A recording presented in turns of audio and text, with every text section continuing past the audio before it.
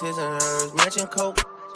Jet is so big, feel like a boat, staying afloat. I'm watching the moves and playing it close.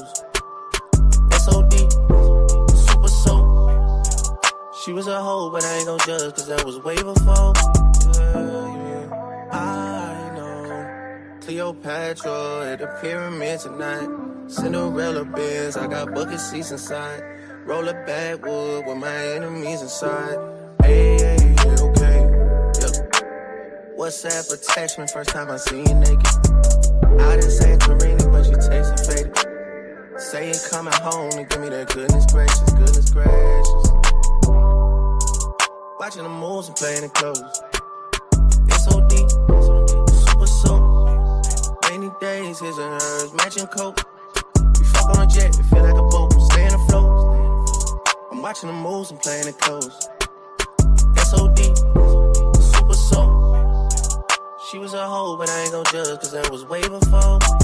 Grind on me, grind on me. Love it when you pressing that behind on me. Holding everybody heat, cause they won't find it on me. Who said I can't dance with a 9 on 9 on 9 on 9 on 9 on me? Giddy up, be how you're rolling out, girl. Feel it in your system, codeine cow, girl. Who am I? Who am I? You know it's Mr. Big Time Eating, Mr. Not Sleeping, he's late night creeping. Both his right wrists, all that's freezing. You know I'm a dog, I'm a hard pass demon. Said she wanna ride, I'm like, hey, okay. Shawty wanna ride at the first season. Shawty wanna ride at the first season. Shawty wanna ride at the first season. I'm watching the moves and playing it close. SOD, super soap. Rainy days, his and hers, matching coat. Jet is so big, feel like a boat, staying afloat. I'm watching the moves and playing it close. SOD, super soap. She was a hoe, but I ain't gon' judge, cause that was way before.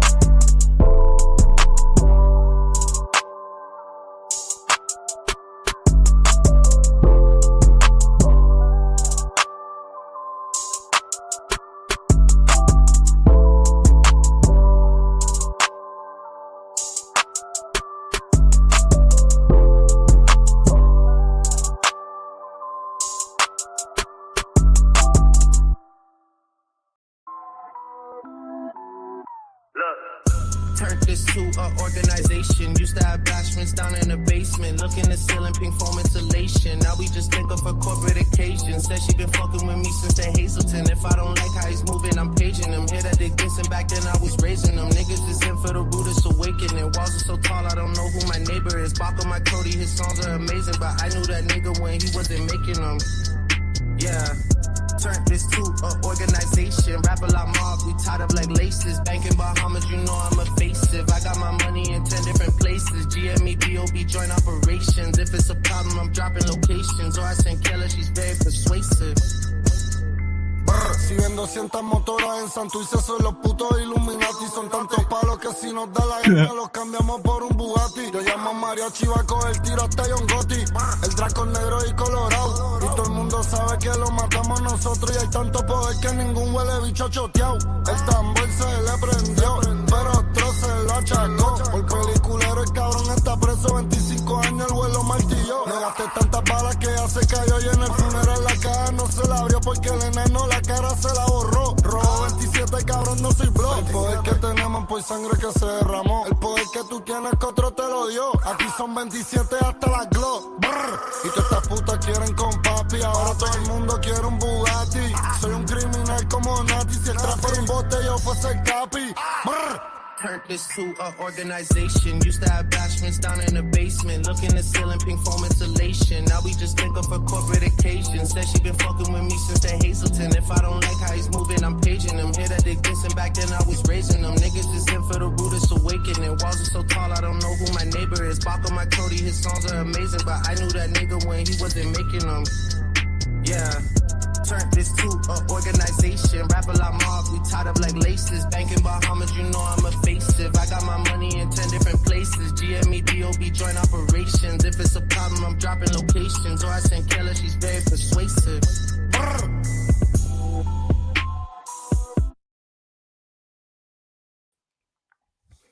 All right, what's going on, everybody? Another day in paradise. What is this? Sunday evening.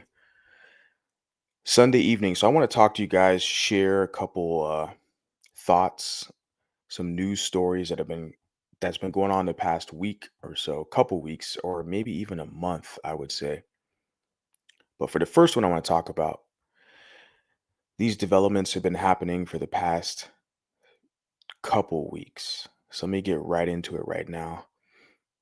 This is the Savanah Cravin situation happened over in New York. New York. Okay. So found this over on Twitter. I mean, it's all over the place. It's even on YouTube or, Instagram, whatever, because Savannah Craven, she's an influencer.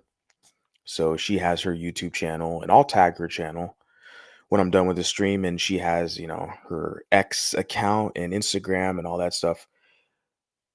So I found out about her because of this whole situation. Now, let's get a little bit into this. It says Bronx woman who socked pro-lifer apologizes, claims she was railroaded by professional antagonists. Now, that's not an excuse to put your filthy hands on somebody without consent. So, this Bronx beast, Bronx woman, you're a beast. You attacked another woman over a difference of opinion. Okay. And yeah, but the thing is with the whole professional antagonist, yeah, we're gonna get a little bit into that. I'm gonna watch a clip, share the clip with you guys. We're all gonna watch it together, not just me. I'm gonna share with you guys. But yeah, that's her whole kind of shtick, and which most of these right wingers, the people on the right, they're basically trolls. They've reduced themselves to be trolls. You guys got the Oval Office. You guys got the majority in the House and the Senate. You guys got the Supreme Court stacked. You got the judicial branch. You got your legislative branch. You got the executive branch. Your guy is in office. You got all the branches of government is more so geared towards the right. But what do you guys do with your time? You troll these libs, but you're losing power every day. You just want to troll these libs. And that's what the situation is here. You see, it's like professional antagonists, which, yeah, that's the grift. The conservative grift is to get a reaction. Like I said, I had this person, this, Bronx beast, because she was positioning herself as the violent savage attacking, right? Both of these women are mixed. Let's be clear. This woman, I forgot her name. Now, what I say is she's been arrested. Good on them, good on law enforcement. Like I said, because she's a beast, assaulting this other lady. And so they did arrest her, they apprehended her, etc. That happened, I think a day or two ago, whatever. And so she's been brought to justice, and the courts will settle all that. But both of them are mixed. I'm looking at this picture of this lady here. Last name's Rivers or whatever. Like, yeah, she's not just look at her. She's not a Bantu. Okay. Well, black comes in all shades and all colors and all sizes, and that's what they do to trick you, naive people out here. That's what they do to trick you. And if you come over here with that, weak stuff, talking about, well, it comes in all shades and all. Okay, yeah, you're in the wrong spot over here. Now, clearly, you look at these people, you look at the screen. I'm talking to you right now. Look at the screen. Both of these ladies, they're mixed. Now, whatever their configuration is and their heritage, that's, for them to say. So, yeah, this New York Post, right? I'll read again.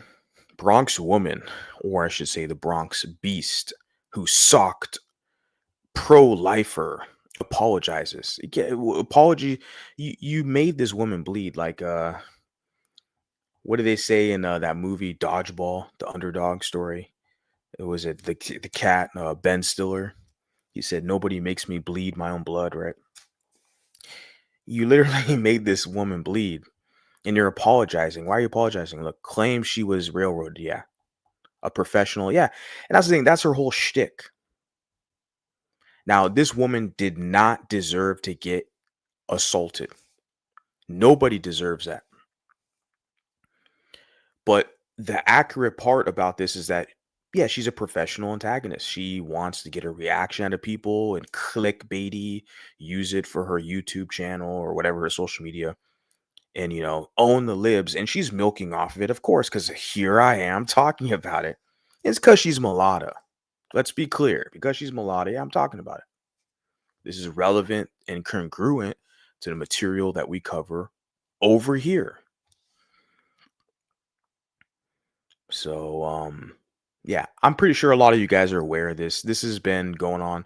Other people have talked about it and shared messages or images or whatnot and updates of this news. I was made aware about this on through Unapologetically Biracial and Proud. They're more active on their Facebook. It's a Mulatta ran Facebook blog, Biracial and Proud, but they're all over. They have their TikTok and stuff, and so I was made aware about this from them. Actually, was it?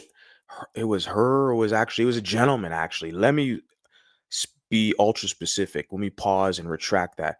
It was actually a mulatto gentleman, one of my main contributors in my mulatto community Facebook group. Shout out to him. One of my main contributors. He's actually the guy. He shared this development with me personally. I didn't even know, and other people started to kind of talk about it. So shout out to him. It was a gentleman who brought this to my attention. This Savanah Cravin, the lady here, who's an influencer who was assaulted by this Bronx beast here. Right. I'm gonna get into that video clip. Let me share some of these comments here. Liberals are uncontrollably violent people. Look at that comment. Liberals, they play into this left-right paradigm, but it's like, he loves football, he loves politics, God, Kamala lost, LOL, anti-liberal. You guys can see his whole it's trolling the libs. Kamala lost. We got the House, we got the executive branch, we got the judicial, but we're not going to do shit but troll these libs. And I'm like, how can I respect? I can't respect you. You have the seat of power, and this is what you do. You troll people on the internet, really? And I'm supposed to respect your rulership? No, there's going to be complete mutiny and anarchy. You're going to get overthrown. This is what's happening right before your eyes. For them, it's all about the culture war to win the cult. They know they're losing bad. They're taking super L's. This is why they're fixated on this whole Kamala lost, ha ha ha ha ha. 27. He loves football. You look at his image. Of course, you love watching these dark-skinned Bantus run on the field. Of course you do, boy. We know you. And you love God. Of course you do. And you're anti-liberal. Yeah, we already know you.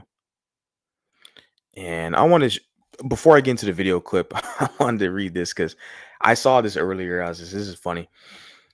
Thomas Sowell, their favorite. Okay. And it's unfortunate you got these mulattoes who share this guy as if they're sharing some wisdom. This guy's not bright. This Thomas Sowell guy, he is their favorite appointed, selected, mascot. Like you even have what's the lady Amala, right? The right wing grifter. She even has a picture of Thomas Sowell on her wall behind her when she does her little live streams and stuff. And I'm sitting there like they revere this guy as being an intellectual, but he's not bright. Like you watch videos, clips of this guy, he's in the same boat as the cat's name? Jordan Peterson, the Canadian crybaby, Jordan Peterson. This Thomas Sowell guy, they're in the same boat. They're bought and paid for right wing shills. There's nothing unique or special that information they're sharing. I don't get it. I mean, please tell me I'm wrong. But I see these mulatto guys who try to quote this Thomas Sowell shit like we haven't already came across this information. None of this stuff is new. He puts here the real motives of liberals have nothing to do with the welfare of other people. Instead, they have two related goals: to establish themselves as morally and intellectually superior to the rather distasteful population of common people, and to gather as much power as possible to tell those distasteful common people how they must live their lives. Thomas Sowell. Now, guys, all you have to do with this stupid fucking quote that this Holly Toledo is probably just white Hispanic, you know, Toledo, whatever, serving Anglos. Okay.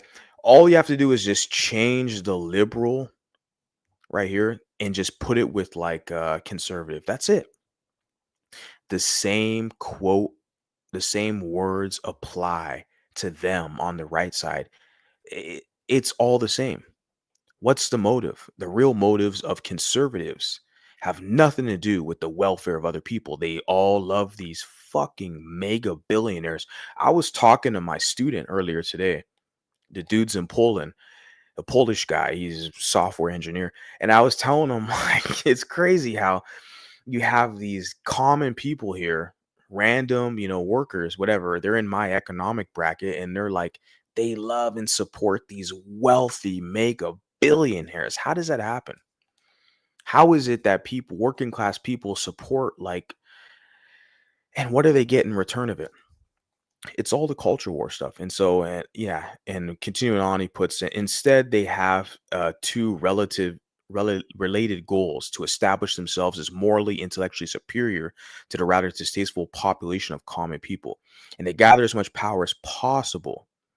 Gather as much power as possible. What do you see where it's like the chips are all stacked against the people where you say the lefties or liberals or Kamala Laws, ha ha ha.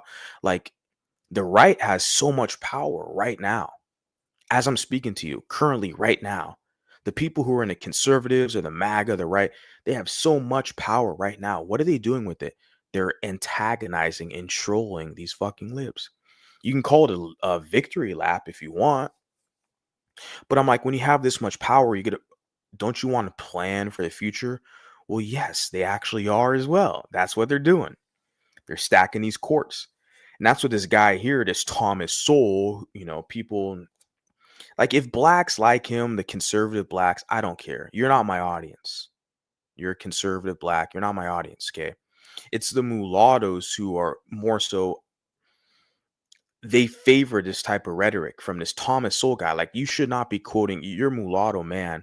You shouldn't be using Thomas Sowell as a source. That's the problem, number one.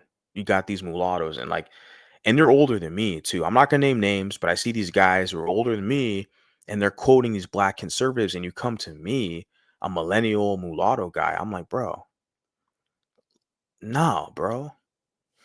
No, you're in a no. I know you've been around for a minute since I started blabbing my mouth a few years ago, but I'm sitting there like, no, no. These black conservatives, no, this is not, you're in the wrong spot, bro. So, like I said, with this guy, rather distasteful population, common people, and they gather as much power. But that's what they've done. That's what the whole Trump, and they're trying to talk about this like third term of Donald Trump. Third term, his victory lap. I don't want to make this all about politics. I'm gonna get into other meat in the matter. I'm just blabbing my mouth. What are we like? About 20 minutes into this. I'm gonna get into the other stuff right now. I'm just looking at this meme, this quote that I saw earlier. I was like, shit. All you have to do is just take out the word liberal and put conservative. The same words apply to them. Where they're just trying, it's a power grab. They're trying to get power right now. They know with the popular culture, they're not going to win the culture war. People are not vibing with their message. And it's just, this guy says right here, much power as possible to tell those distasteful common people how they must live their lives. But you guys support mega billionaires.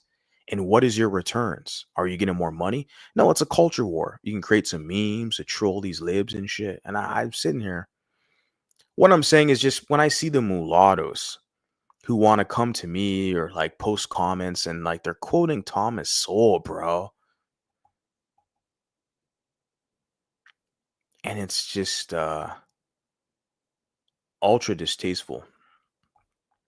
Yeah. The point. What I'm saying. That's really. Okay, we're gonna watch this clip here. It says railroaded. She was railroaded. This is a public interview. She wanted to be on camera. The Bronx Beast. And maybe she didn't know that this lady here is a professional, antagonizer. Basically, they didn't know that this is the conservative grift. Like, they want to laugh at the libs and say how wrong they are. And yeah, the Bronx Beast is really out of pocket, you know. But let's just watch this. I'm not the one who admitted they would be okay with killing babies in foster care and killing children that have been abused. That's not the point. What I'm saying. That's really. What's wrong with you? She just decked her with that. What do they call that? The two-piece, or the two-piece in the soda or some shit. Just straight down the pipe 1-2. I mean, and she walked off like nothing happened. That's the culture. The culture, like Kendrick Lamar. They want you to be a part of that. That's their culture. Savages, violent savages, harassing, saboteurs. They want you to be a part of that culture. Right. And if you don't want to be a part of that culture, what are they going to say? You're anti-black, you're a colorist, you're a featurist. If you don't want to be associated with that culture that thinks it's appropriate to put your hands on somebody because of a political disagreement. Yeah. You have And she said, suck my something. They bleeped it out, but this is a female. Let's see.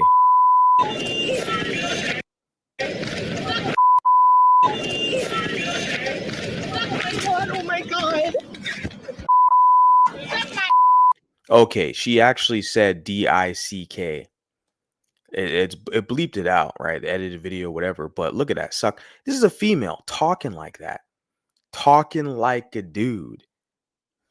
You got, like, you don't have a penis.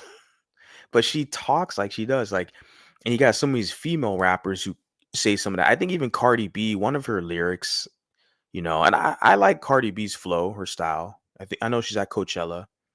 She looks like a fucking cartoon character. She's got the fake BBL. She went overboard, but lyrically, like with her style and hip hop, I like Cardi B's style. I'm not gonna lie, no cap. But I think one of her lyrics, she said that. She said, like, suck my D. And I'm like, bro, you're a female. You're a woman. Like, And this is the same shit that's repeated. And there's another one from the Bronx. Isn't Cardi B from the Bronx? Look at this. We got this Bronx beast right here. They're I'm not gonna say all of them, they talk like that out there. I'm not gonna say that, but yeah. She's talking like that. She's talking about suck my what? How aggressive. Ultra aggressive. You don't have a D for anybody to suck. What are you talking about?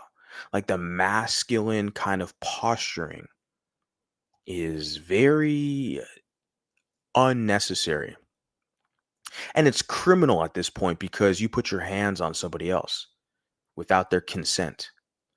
So you're in the wrong and your ass got caught up, and the authorities, they did catch up with her. Okay. So salute to Savanah Cravin. I don't agree with the politics. You people on the right want to troll these libs and shit, and they'll use a situation like this to boost your career. I'm talking about it. So it's like, yeah, I get it. You're going to get more followers on IG, more YouTube subscribers, and more Twitter followers, and your profile, your notoriety, and exposure is going to grow.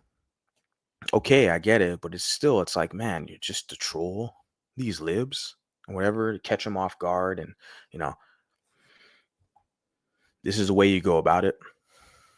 You have Oh my God. She's like, oh my God, she's going to cry some tears, and she's going to plaster all these pictures of her with blood on her face. Like, she's such a victim and stuff. And I don't condone violence. It's out of pocket. I'm on Savanah Cravin's side here. Of course. But I can see exactly what it is, where it's like, you want to use this is your opportunity to grow her platform, right? He's like, oh my God. It's like, I mean, for me, it's like, when I watched this, I was like, well, I'm a dude. It's like, you get punched in the face. It's like, it's not the end of the world. You spar, join an MMA gym. I know this is a woman. I'm talking Savanah, so I'm just saying for male to male, right? For other guys who are listening, whatever. It's like you get punched in the face, you get slapped up or whatever. Like, brush it off, bro. You're live to another day. Iron sharpens iron. The best thing you can do as a man is join an MMA gym. Join a gym, learn some jiu-jitsu, jump into a wrestling practice with guys who are bigger, stronger, better than you. Okay. And get yourself humbled. And you're going to get beat up, but the next day you're better, you're stronger, you're more prepared, you're dialed in, you become more durable. So it's like she was crying, like, oh my God, yeah, you got punched and you got decked in the face with a fucking 2-piece and a soda, but you're still here, you're living, and it's like your profile's growing, you have more notoriety. But I would just basically plead to pivot away from this right-wing grift. This shit is too cringy. You guys have the executive office, your guys in office, Trump. You got the judicial branch, you got the legislative branch. Like, you guys have got the power. It's on you now. All these libs you want to troll, they're sitting back watching. I'm not a lib. I mean, say what you want. I see the grift for what it is. You guys, so it's on you now. You guys got to perform. You just trolling these libs for the next 4 years. Like, this is a content you want to make, but I feel like that's going to dry up quick within the next year or so, couple years. It's going to dry up. She just punched me in the face. We were just doing a street interview with my camera and everything. She just punched me in the face, it is a street interview and a camera, and she, oh my God. Yeah, you're still talking. You're, you got a battle scar, a wound. Like, you're a warrior now, I guess. You're a female. It's not your job, but to be a warrior. But I'm like, man, it's so dramatic. Like, you asked for it.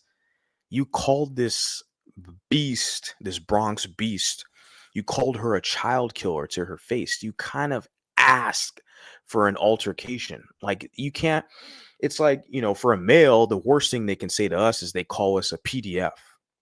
They want to destroy our reputation. And there's a black fruitcake. You guys know who he is. He's trying to do that. He's done that with a few other content creators. He's a troll. He's, catfisher or whatever, all of his sock puppet accounts. You all know. And that's what they do to destroy a man's credibility. What they've done with Drake, that's a classic example of Drake. They're trying to call him a PDF to destroy his credibility, right?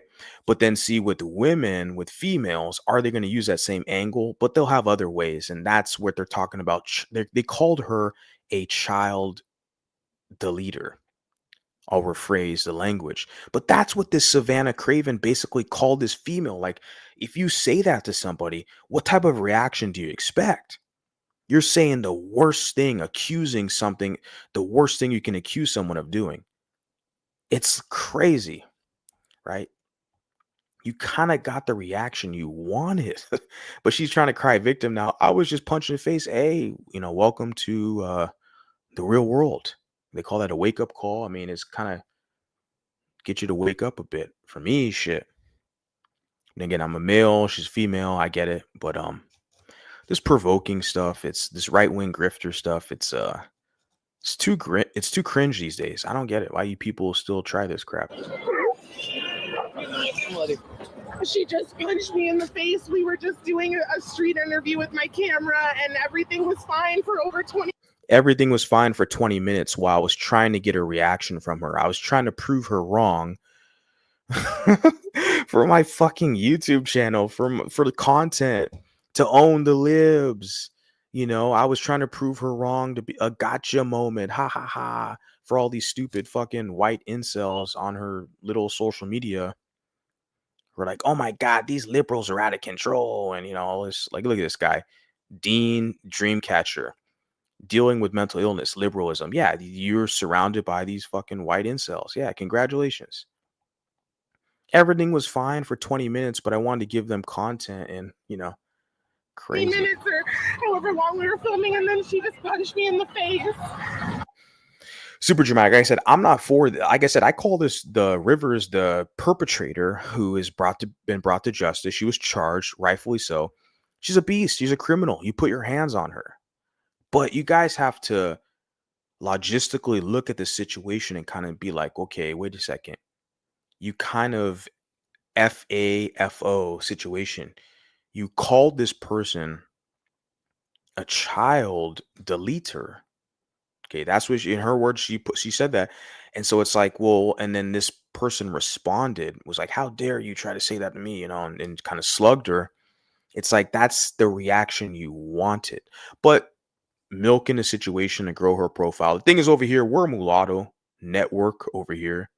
So this whole right wing and trying to kiss butt to get a white audience, we're not doing that over here in our sector, if you want to call it that, the sector. I know some ghetto, baby mama uses that terminology, so I got to stray away from that. But over here in this spot, this space on the internet, like we're not playing the whole MAGA right wing grift stuff. Not over here.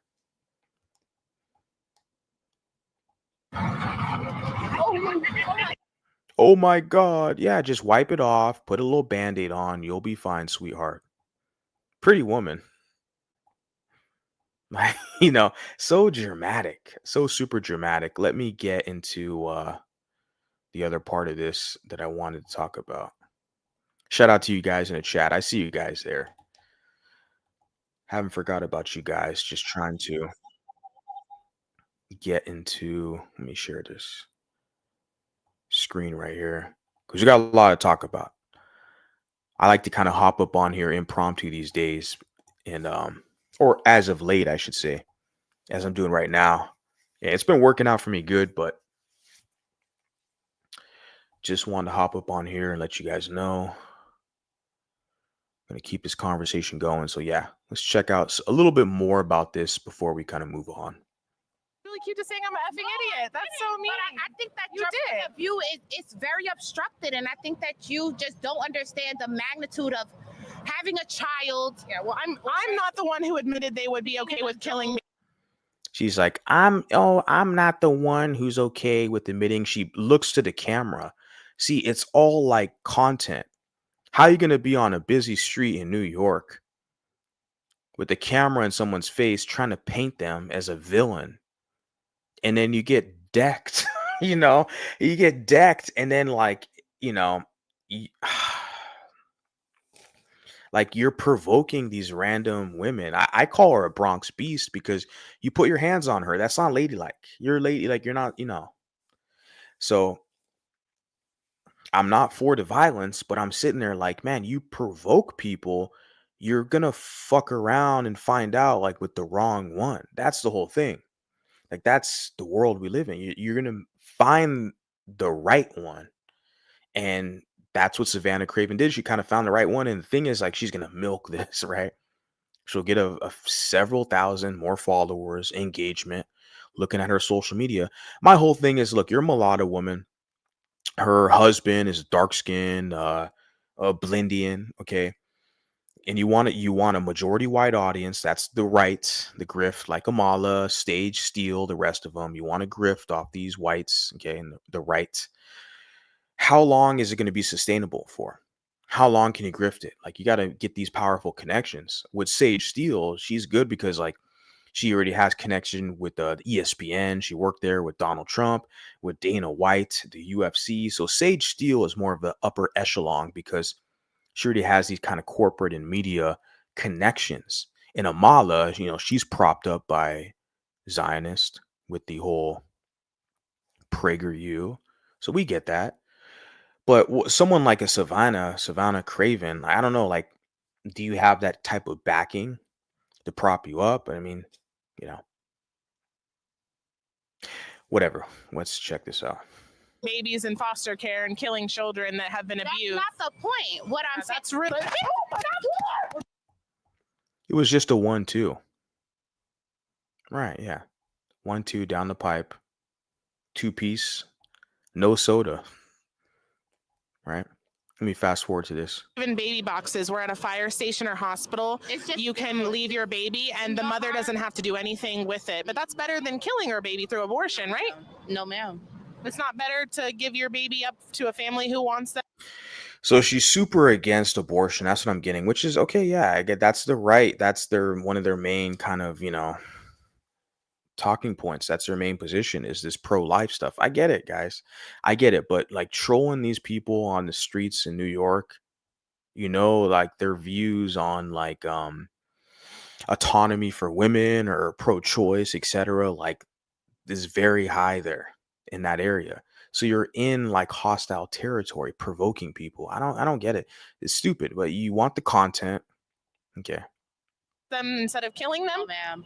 I have seen so many stories and countless, literally, like countless stories. What happens in an That abortion? They literally suck the life out of you. They're going to take the whole baby out. And as they should, because I shouldn't be attacked. Savanah Craven's a very pretty woman. I just don't understand why she puts herself in a situation, making herself look very foolish with this whole cringy grift. And you're with this Bronx beast who's clearly masculine, like she's, leaning in and like her ghetto ass kind of accent. Like I said, they're both mixed. Like this lady here who threw the 1-2, from my observation, she's could be some Afro Latina, like a Puerto Rican background or Dominican background. I bet I could put money on it. Not 100% certain, but she's not like pure, like what they call FBA. Is that what that's what they say? The pro-wax, right? They're calling themselves Indians now, but 2 weeks ago they're saying they're FBA. Whatever. She's something else. Okay, she's not the same as those former slaves, the Kendrick crowd. So she's like got some Dominican background or Puerto Rican. I put money on it, bet on it. So she's mixed. Clearly, phenotypically, look at her. But her posture and positioning, the way she conducts herself, where she thinks it's appropriate to assault this woman in front of everybody in a busy street in New York just because she doesn't agree with her. And yeah, I mean, someone's going to call you a child deleter or a baby deleter. That's what the word she was using. It's like, yeah, that's going to be friggin' frustrating. People are trying to slander your name or paint you in a light. Yeah. But to resort to those kind of savage impulses and the violence, and that's not in a civilized society. But then again, New York and there's liberals and they protect the criminals, So I get it. Yeah. Yeah, protect the criminals. And this Savannah, like I said, she's a right wing grifter, doing her little content. And you're in that hostile territory. It's like, well, you got the content you wanted, and now you can get a bunch of clout and followers. And here I am, the mulatto vanguard, talking about it. Well, baby, it's because you're Mulatta. That's it. Paying child support and food stamps and WIC for You should women be a who never taxpayer wanted the paying baby. for abortions. Exactly. But as for a woman who didn't want the baby in the first place, that doesn't make sense to me. Yeah, she's gross, huh? This late for the woman who didn't want the baby in the first place. Well, you spread your legs. Like, come on, you hooked up with this dude. Yeah, she's pretty gross. Clearly, as far as the femininity, analyzing both of them, like which female do you want to protect? Like, as a guy, I'm saying, yeah. So Savanah Cravin, of course, I'm gonna be in her favor. She was assaulted, is an illegal crime. I'm gonna defend Savanah Cravin, but it's just in the same, breath, it's difficult and challenging in a way because she's so cringe with the right wing grift, right? Like you want to be that special black amongst the whites in the right. Because that's what I see with these mulattoes. Like they don't fully identify as mulatto. They're over on the right. I just don't see them. No, they always want to be that special little black, but you got a white mama. It's like, how are you black? Like you want to be special over there amongst your majority white crowd. I'm over it. I'm already over it. I've been over it for a minute. I'm just more public about it at this point. Don't ever sit here and lock yourself down with a man who already told you he doesn't want to be with you. He doesn't. I agree with you. I'm not disagreeing with you either. I understand. You don't get to kill the what I'm baby just saying because is their dad didn't that want you them. can. Should we kill the kids in foster care? And Why not? That's where she kind of effed up. She's like, should we delete the kids? It was kind of a triggering question. I don't know how to specifically articulate it, but it's like her delivery, the way she threw that in there, in foster care. And she's like, why not? Why not? She's not the highest IQ person. I'm not saying I am. Trust me. But I was watching this, you know, altercation, you get conversation, whatever. And I was like, yeah, I think she kind of caught off guard here with these dumb questions. And she's masculine and like, you know, Why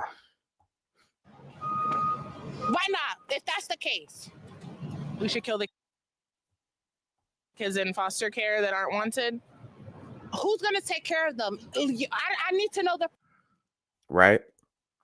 Maybe because of the context, it just was above her. She didn't think about it where it's like, was she talking about someone who was pregnant or, or was she talking about someone who was living? See, it's this whole gotcha moment. This fucking right wing shill, man. You see it like the smirk on her face because this is for them. This is content. They want to provoke these libs for content and shit. It's like, we know what you're doing. It's so distasteful at this point. It's so obvious, the grift. Like haha, it's I don't even want to say it again. I don't want to repeat it, but it's like, God, man, you guys are just want to provoke these people, and then you get slugged up and socked, and then you want to like cry victim. Now, I'm not for the violence, but it's like, God damn, out here where I'm at, it doesn't matter where the hell I'm at, wherever I go around the planet, because I'm world traveled. It's like, I'm not gonna run up to someone and accuse them of things and like berate them and point in if like, unless I expect to fight. Now, lucky for me, I love to train. I love boxing. I love jujitsu. So I train. Lucky for me. I just one of my old bags, a 60-pound heavy bag, it tore up, tossed it aside, threw it away, got a brand new bag, 100-pound bag, just hooked it up in my patio backyard, and I was slapping that today. So for me, lucky for me, I train. I'm a competitor. I work out every day. I'll take a day off. I'm lazy, whatever. So let's say 6 days a week. I love to compete. I love to train. I love boxing. I love jiu-jitsu. So for a guy like me, it makes sense. Like you want to engage with someone like this on the street, like in this manner, like you should expect a reaction. But these are two females. One of them more so feminine, Savanah, who doesn't have the proper guidance. I get it. She's trying to grift for her little conservative right wing, shtick.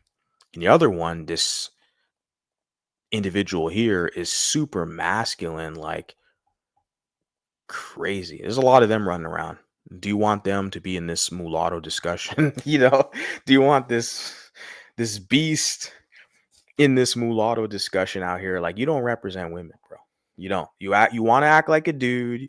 You want to act like a dude. You're coming out here swinging and shit. Like, no, we don't want you. We want women who are like Savanah Cravin. The thing is that we just don't want the cringy right-wing grift crap. We don't want that. And we don't want the left-wing pro-LGBT, pro-feminist bullshit either. We want a balanced mulatta. Is that too much to ask? I think I do a pretty good job as a man, as a male out here being more so balanced. Some people, they'll say, oh, you never criticize the white people. And then, you prove them wrong every time.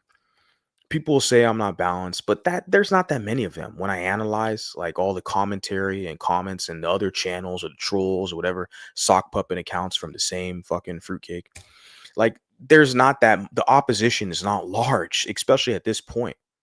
I don't have really that much opposition. There's like a couple people who just really don't like me, whatever, and they're non-factors anyways.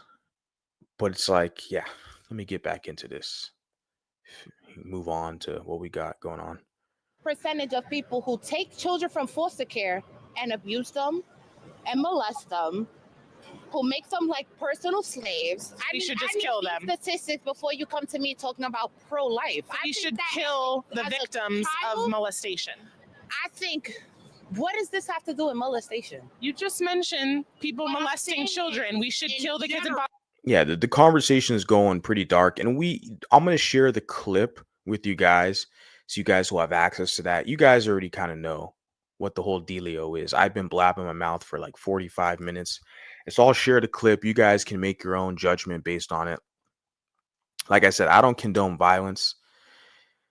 But it's kind of one of these fuck around and find out situations where you provoke people in public and you get the reaction you wanted and you can capitalize off that reaction. That's kind of what Savanah Cravin, is doing. Like, she's gonna get more followers and stuff and more clout.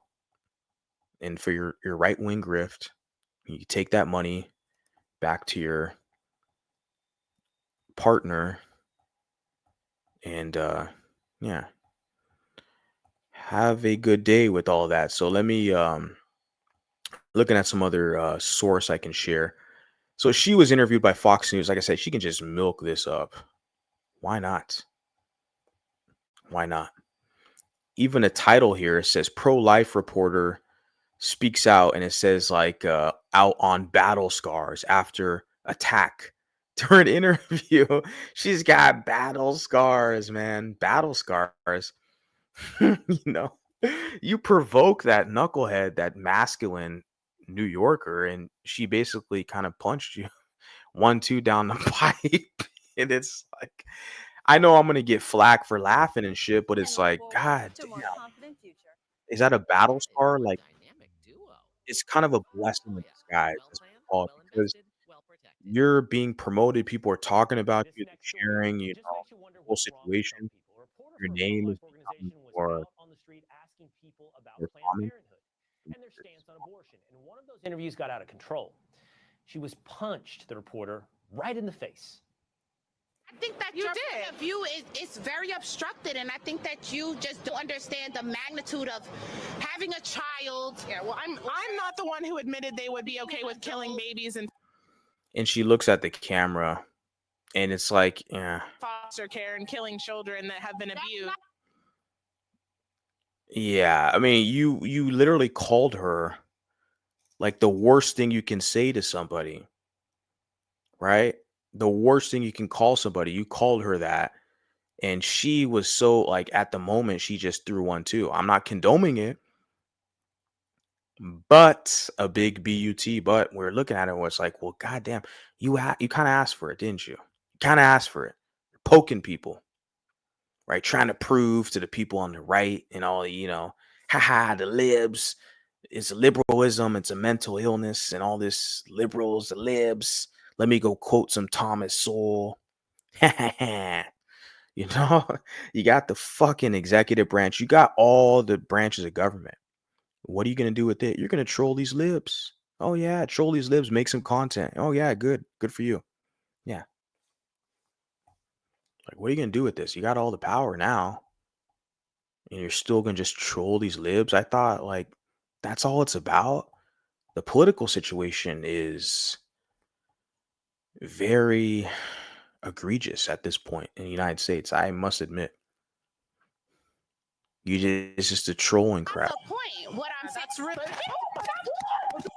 I'm saying. And her husband was holding the camera, right? I think pretty sure it's a kind of a joint venture. Her husband was a guy, the cameraman, kind of the media, maybe the manager.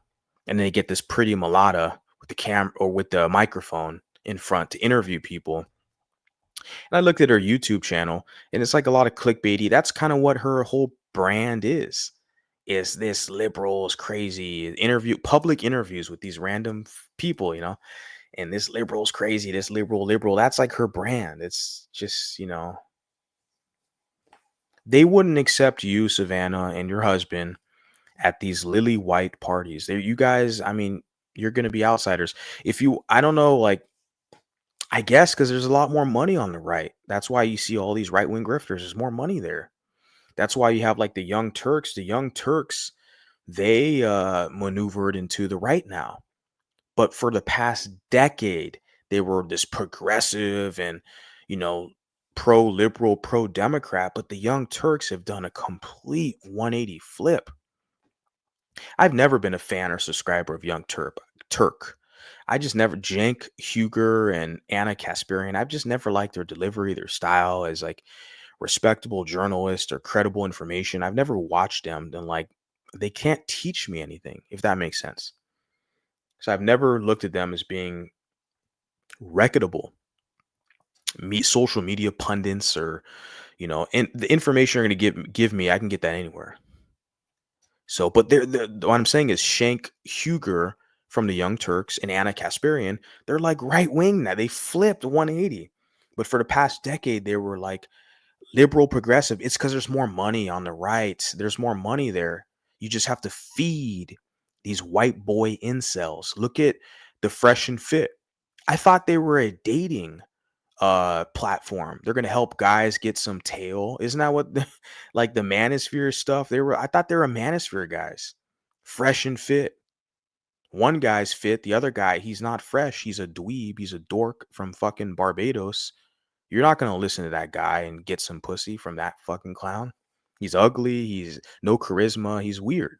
Like the Fresh and Fit. But see, they're grifting off these younger dudes, mainly white guys, and like they did the whole manosphere red pill thing, but now it's like they're not now, they have been from the beginning, but it's more blatant now. This like right wing grift. You see them clicked up with Patrick Bet David.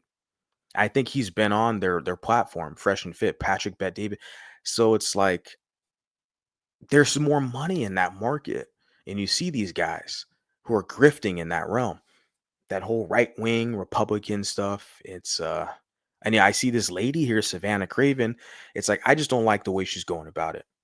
I don't like the grift at all, but I don't like the fact where you're like doing these street interviews, like a gotcha moment. You want to paint her bad. Yeah, we know she's a beast. I call her the Bronx Beast.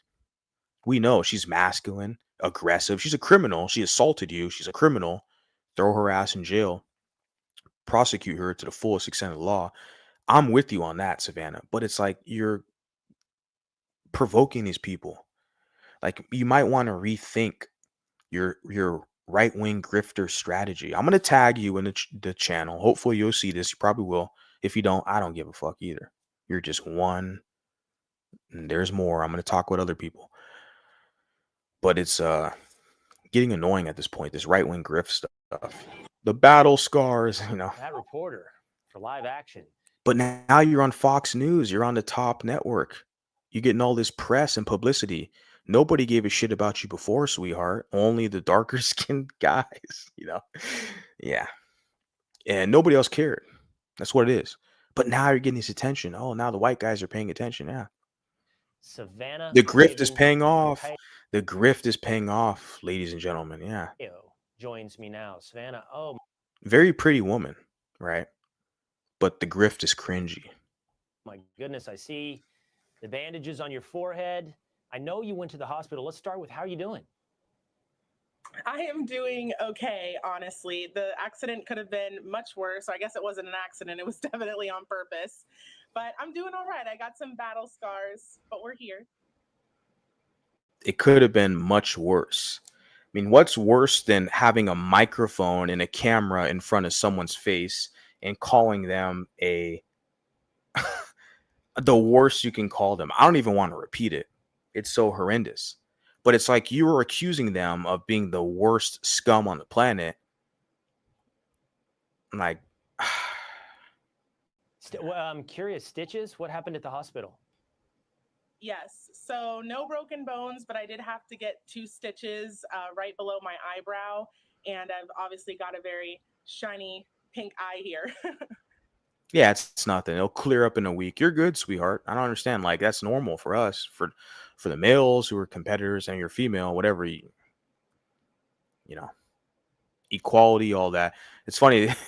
The common, saying is equal rights, equal lefts, right? It's like, welcome to kind of equality. Like it's, but the thing is, she put herself in a situation she didn't need to. That's the whole thing here, right? And you're provoking another woman. See, because if it was a male who even put his hands on you, oh, I would be flaming up the dude, without a doubt. I would be completely against that guy. Inappropriate, out of bounds. But like, you're a lady, and you're a feminine lady. I like you.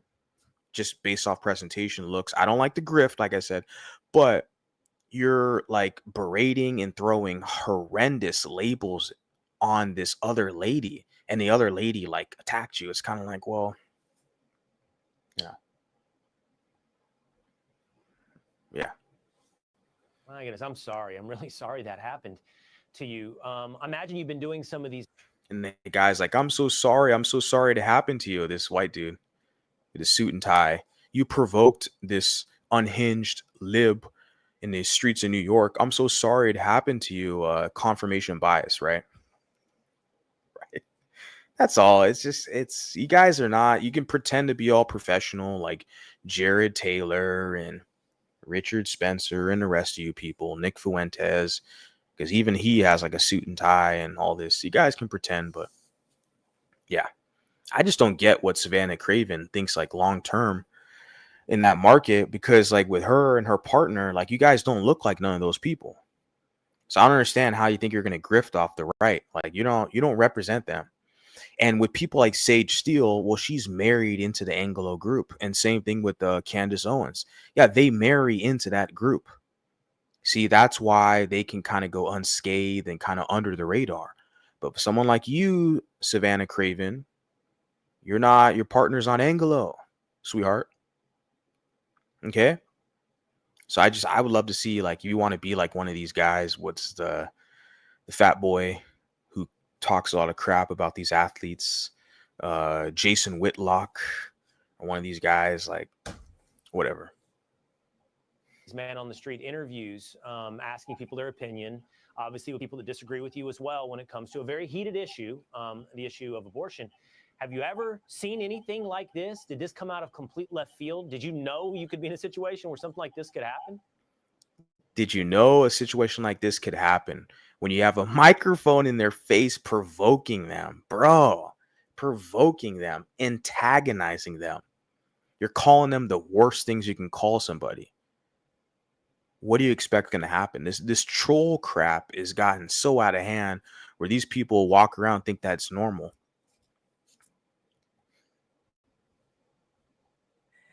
To other people, I've seen this happen, but it was in a moment where I never thought this was going to happen to me. I live here in the city, and I'm very used to dealing with out of control protesters and abortion supporters, but there was no lead up to this altercation. It was like we were having a conversation, and all of a sudden she just lets loose on my face. All of a sudden, there was no lead up. Very professional, nonchalant. But the thing is you called her, you framed her as being like the worst person, the worst human being possible on the planet. You called her something that's like, we can say those are fighting words. People talk about like racial slurs are fighting words, but there's also like labels you can put on people and call someone that's a fighting word. Like what a lot of people want to try to frame Drake as, or use like they'll say Drake is this or that. Like they're using fighting words. Like you want to fight that person by saying that. You're not going to say it to his face because you know you'll get slapped up. So you'll be on the internet and do this trolling shit, whatever. And that's kind of thing here where it's like, well, you can't call someone that in public in their face with a microphone in their face and a camera. A lot of these people, they don't give a fuck. Like, hey, you're going to get checked. You cannot say that to me face to face. I will stop that shit right now. Like that's kind of the situation that Savanah basically witnessed and she lived, where like there's different rules that apply with the streets, or you want to say what you want on the internet, the trolling stuff, but it's not wise to provoke these people out here in public. I don't get it. Just for your little content, for your little YouTube channel, you're going to get, several thousand more subscribers and more notoriety as the story develops and all this stuff, of course. But how long is is it going to be sustainable? How long is it going to last? Like, yeah. And I guess I had the comment up here. Shout out to you, pretty Creole lady in the chat. Says, oh, wow, I just looked up her husband. Interesting. Yeah. How long is she going to grift? Right. You're not married to an Anglo, ma'am. And her audience are they're white boys. We already demonstrated that. You can go to her Xbox, or not her Xbox. You go to her X account, her Facebook, YouTube. That on the right wing, that's going to be that white incel crowd. That's the fresh and fit crowd. The Patrick Bet David, the MAGA people. Like they're looking for a great white hope. And their guy Trump, that's their masculine leader, right? That's their, like they're looking for that white hope. So you're going to have a lot of these kind of disenfranchised people on that side. And it's like when they see you and they see, it's just, let me continue on with this. And to what do you attribute that, Savanah? I mean, you're having a conversation. It does sound like you're debating each other a little bit, and you didn't see this coming. Like, well, it's hard to explain another person's irrational motivations, but just she'd reached the end of the argument. She had nothing left but physical violence. Reached the end of the argument. She had nothing left. Yeah. Very polished interview, though, for sure. It seems so. The left and This is confirmation bias, right? The left. But according to a lot of these people, they look at you, they're going to already assume you're on the left because you're mulatto presenting. Like, they're going to look at you and be like, hey, you're not on our team. Especially when they see you next to your husband. They're like, oh, you're fucking left. Like, what? They use that language, the left. They're violent. Yeah. January 6th says otherwise. Okay. All these white nationalists who are threatening mulatto children. I did a video about that. You see on X. Yeah, those are all people on the right, baby. Though they're not on the left. Those are all the people on the right. Yeah, threatening mulattoes. And here you got a mulatta who's grifting, trying to get the bag, and yeah. so the left and many abortion supporters, they don't like a differing opinion. They don't like their opinion to be challenged. And I believe what happened here was, like you said, we got to the end of the argument. I was repeating back the things that she had stated to me, and maybe she realized it didn't sound too great. And the truth is, abortion is violence, and it creates violence. And this is what abortion does to people. It hurts women, hurts families, and it hurts babies. And I think that there is often That you did. And I'll say I kind of jumped ahead. Yeah, I'll say that I'm not for abortion. I'm not pro-abortion. I'm not. It's easily preventable. There's all the contraceptives and the actions you can take. I'm not in support of abortion at all.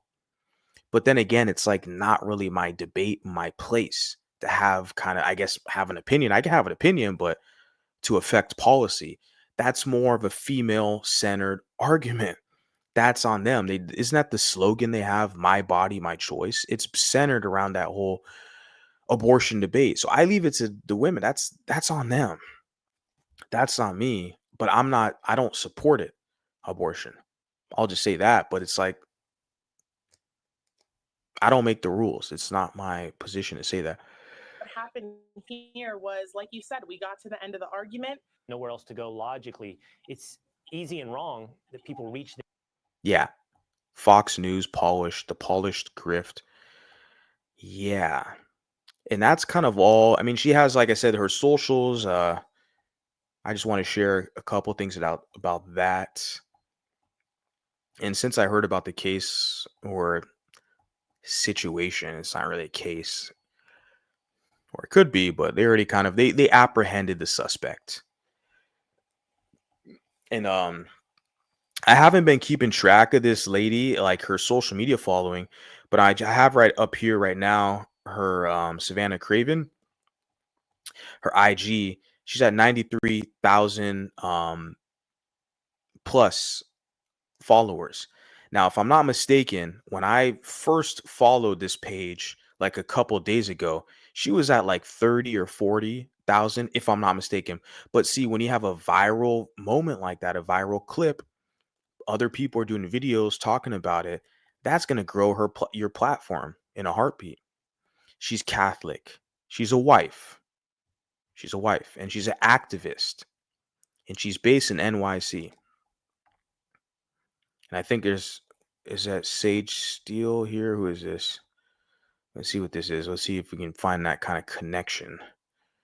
Gotta load this up. My internet is going slow as a dinosaur. No, it's not Sage Steele. That's her. Got the same nice kind of curly hair. But yeah. And she has this. That's her. Right. Let's check this out.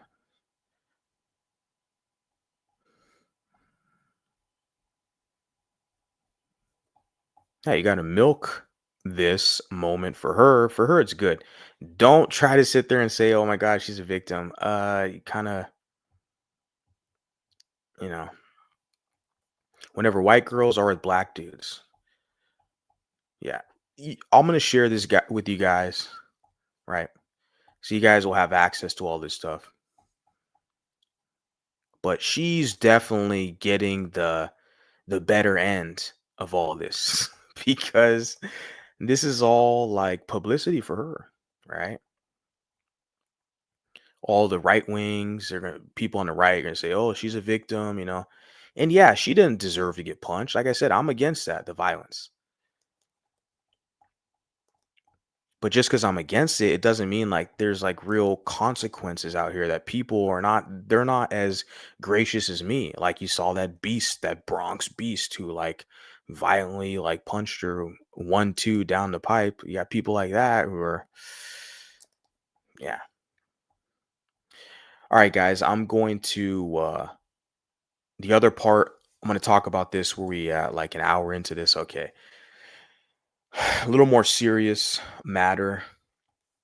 What else I want to talk about this evening? It's going to be a more developing story, but let me just kind of get this get my sources set up for this real quick.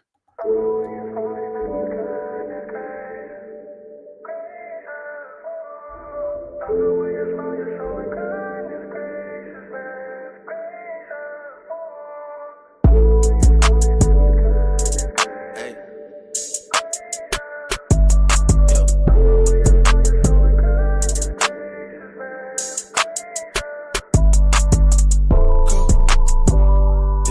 I'm watching the moves and playing it close. SOD, super soap.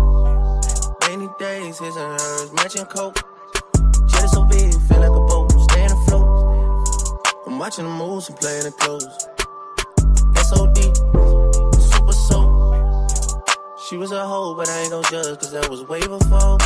Yeah. I know Cleopatra at the pyramid tonight. Cinderella Benz, I got bucket seats inside. Roll a backwood with my enemies inside. Hey, okay. Yeah. WhatsApp attachment, first time I seen you naked. Out in Santorini, but you tasting faded. Say you coming home and give me that goodness gracious, goodness gracious. Watching the moves and playing it close. SOD, super soap. Rainy days, his and hers, matching coat. We fuck on a jet, it feel like a boat, staying afloat. I'm watching the moves and playing it close. SOD. All right. I don't know if I share the because they apprehended the lady. Let me, before I get into this next story I want to talk about, they did apprehend the, because I know her last name was Rivers. I don't recall her first name. Let me share this, guys. Apologize for that. Okay. This is Savanah Cravin's X account. And it's kind of the same thumbnail I can see here, like the kind of clueless look, looking at the camera, like dumbfounded. We can say dumbfounded, like, oh, I don't know. I'm trolling these libs and I'm using them for content. Like feminist rage after being asked simple questions, right? It's just kind of clickbaity, rage bait type of shit. So, right here. Oh, wait, Brianna. Her last name's Rivers, but she was apprehended. I saw uh oh, right here. This is a New York Post article. She retweeted April 10th. NYC woman who sucker punched pro-life activist during street interview arrested. So, and she, because she announced it, because I've been following this story since I was made aware. It says, wow, another violent black. No one is surprised. But yet, you know, these white boys, man, it's hilarious. Hotler. Right? It's like this is banana sand, whatever. It says Hotler. Look at the image. It's like AI of like a Hitler with like a six pack. this is how bold they are. Like they have like Hitler avatars and shit, and with little stupid creative names they have. It says Hotler, but just to attack the black. But see, they'll use like the with the political argument, the opposing side, they'll use this Mulatta who's not, you know, in bed with an Anglo. That they'll use her to attack this other person who doesn't really look full. She's not full Bantu, and she's, to me, she's like probably like a New Yorican or a Dominican New Yorker or something. I don't know what the hell she is, but you're looking at her like, bro, like whatever. And someone puts here, free her, she's a hero. Kennedy Clark. Yeah. So no, I just wanted to share that to let you guys see that it's like she basically was arrested. That was the conclusion of that, but we'll see. I guess if it further, information developments. But let me get into the next thing because there's gonna be a lot more developments here. This is gonna be based off Kei'Mani. Okay, and I shared this a while ago. This took me a minute to get to it, but this is a story that's continuing to develop. Before I get into this, let me check out some of your guys' comments actually before I really get into this, because this is going to take up some time and this is kind of a tough story to cover for sure. Tough situation. Let me check out some of your guys' comments.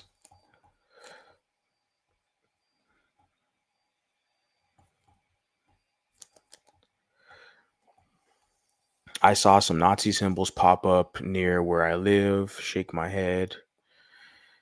They don't know where to go. That's what's happened when you have an ex-Republican like Cenk Uygur and a loudmouth bigot BS artist like Anna Kasparian. I would probably say Anna is more annoying than Cenk, to be honest with you. And Cenk has no charisma. Like he's just very just bland and no charisma. But Anna is just horrible. She's like a Karen. She's horrible. Yeah. I don't like it. I don't like them. The Young Turks. You put it, people go into all kinds of extremes on both sides. They're calling her a linebacker on X.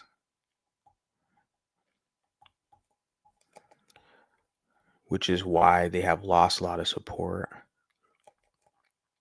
30-year-old Barana J. Rivers was arrested Thursday, April 10th. Yeah.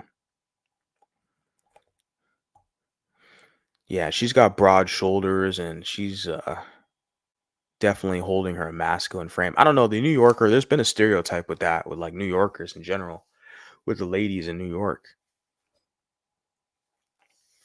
That has been a stereotype too, where it's like you got a lot of them like that who walk around, act like they're normal or they're feminine, like anything but, like, you know.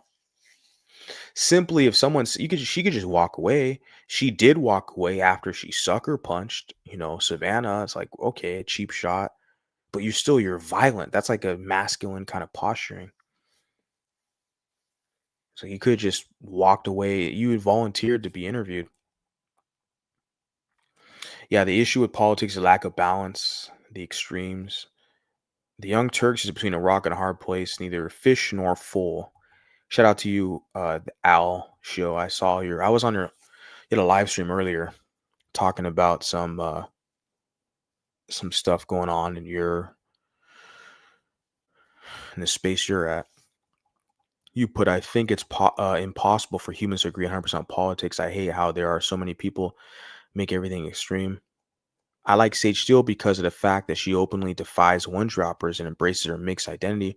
Her politics views, maybe not so much. Yeah, I'm with you there. I agree. She's very cringe with the right wing, the politics stuff. But I do agree with you. Yeah, she's adamantly against one-droppers and staunch biracial identified. We need more of that, especially her high profile, where she's rubbing elbows with the president and just all in the media kind of connections. We need more of that, but where's her orientation in the political spectrum is questionable because it's grifter stuff. And like what happens with a lot of them, these mulattoes, is they end up being the kind of quote unquote acceptable black representative for the right wing. And that's what you see with the mala. She's a young lady, she's younger than me. She's probably like 23, 24. She's a young lady. But like, and she's already promising, has a career, has a whole following. But it's like just that whole she got the Thomas Sowell fucking portrait in the backdrop, and just the right wing grifts, that's it. And I see Savanah trying to kind of follow in that pattern, and that's what's it's very irritating to see that. Where it's like that doesn't benefit us. And like I say, people share the stories of me. Oh, this Mulatta, she's one of us. She's attacked, and I get that, yeah. And I'm not for it, but it's just at the same time, we look at them, their political orientation, and are they beneficial? Do they even identify with us? That's the key thing. Are you going to stick your neck out there for someone who doesn't even identify with you? It's just, a lot of questions have to be asked. I'm just reporting the news. You guys are going to like me. You don't like me. Don't care. I'm still going to be up here talking, and that's it. Analyze the information. Tell me what you think. I'm here just merely a messenger. You put Savanah Lady is obviously A, not someone who understands how to deal with monoracial black people. B, was looking to go viral. Yeah, one, clickbait, go viral. Yeah. But the lady who sucker punched her wasn't monoracial. I guarantee you that she's got some type of something else going on. Just her facial symmetry and bone structure wasn't pure like Congoloid Negroid. There was something else going on, right? And they don't like you to admit that. They'll call you futurist, colorist, and anti-black and racist. They don't want you to admit that, but because they want you guys to be their subordinates. They want to be the majority, or they dictate policy and rule. They want the mulattoes to be their subordinates because you're half European, you're half Anglo, especially us Germanic. Those of us who we have German ancestry. They especially want you because you have white family, you're connected, and that they want you. They're more so trying to attack you because they want to use you as a bridge to get closer to white people. Okay, and they'll never admit it. Don't expect them to admit it, but that's just their behavior. It's the reality. Oh, you said something about Candace Owens. You said right-wingers tend to use people like they use people like, yeah, Candace Owens. I mean, she's just, yeah. I'm not a fan of anything that she's doing. Unless she criticizes Israel, then I'm a fan of. If she does that, if she has the balls, she musters the courage, because trust me, on the right, most of them are Israeli cocksuckers. But the ones who do have the courage to call out, the not Israeli, the state of Israel per se, like the people, and the governing, it's more the Zionists, the extreme elements that utilize that state to push their agenda. That's the key thing. It's not the people or the state, the government, etc. It's more so the extreme elements within that society who want to, control our politics the way things go over here, where it's like it's okay to talk shit about Trump. You can call him the orange man and call people fascist, and it's okay to criticize all the white men and the white nationalists, white supremacists, and all this shit. It's criticize white people all you want. Like it's acceptable on all the platforms, social media. I know, especially mulattoes. They've been talking shit about you mulattoes for years. You don't have any voices. You got one guy, me, with some fucking balls talking to microphone and, oh, I'm so anti-black at whatever. Okay, well, who else is out here? What other voices are mulatto out here talking for you, speaking a message that resonates with you? There's nobody else out here. So shut the fuck up. Shut up and listen. That's your job. But what I'm saying is that, like, it's okay to criticize everybody. You can criticize white people, criticize mulattoes. They've been doing it. They've been all talking shit. The Bantus, Anglos, they work together, criticize us. Everyone's criticizing everybody except a certain group. You can't criticize them, or you're what? An anti-Semite. You're anti-Semitic. You see, so that's the stuff. I don't agree with that. I don't agree with how they're trying to maneuver it to where if you say anything against like what's going on. I was talking to someone, a colleague that I work with, and I was talking to him about this. He's an Anglo white man a week ago, and I was like, it's crazy how it's like yeah, freedom of speech and stuff, and people are embrace that, but like there's a certain demographic you can't call them out. And look at the shit they're doing, man. You go on like Instagram, or not necessarily Instagram, Meta, but like on X, TikTok, or even on like uh X, which is Twitter, excuse me. Twitter is X, but then also TikTok. Those two platforms in particular, you see what's going on in Gaza. You see what's going on. Like these hospitals are being demolished. Children and babies, people are perishing. You're like, how can you find this to be acceptable? How can you see this carnage and footage and think in today in 2025 this is okay? But you have a powerful government that's being funded by US taxpayers to implement all that. And I'm seeing that. See, and when you criticize that, they want to cancel your shit. They want to shadow ban you, demonize you, you're bad, you're anti-Semite, all this.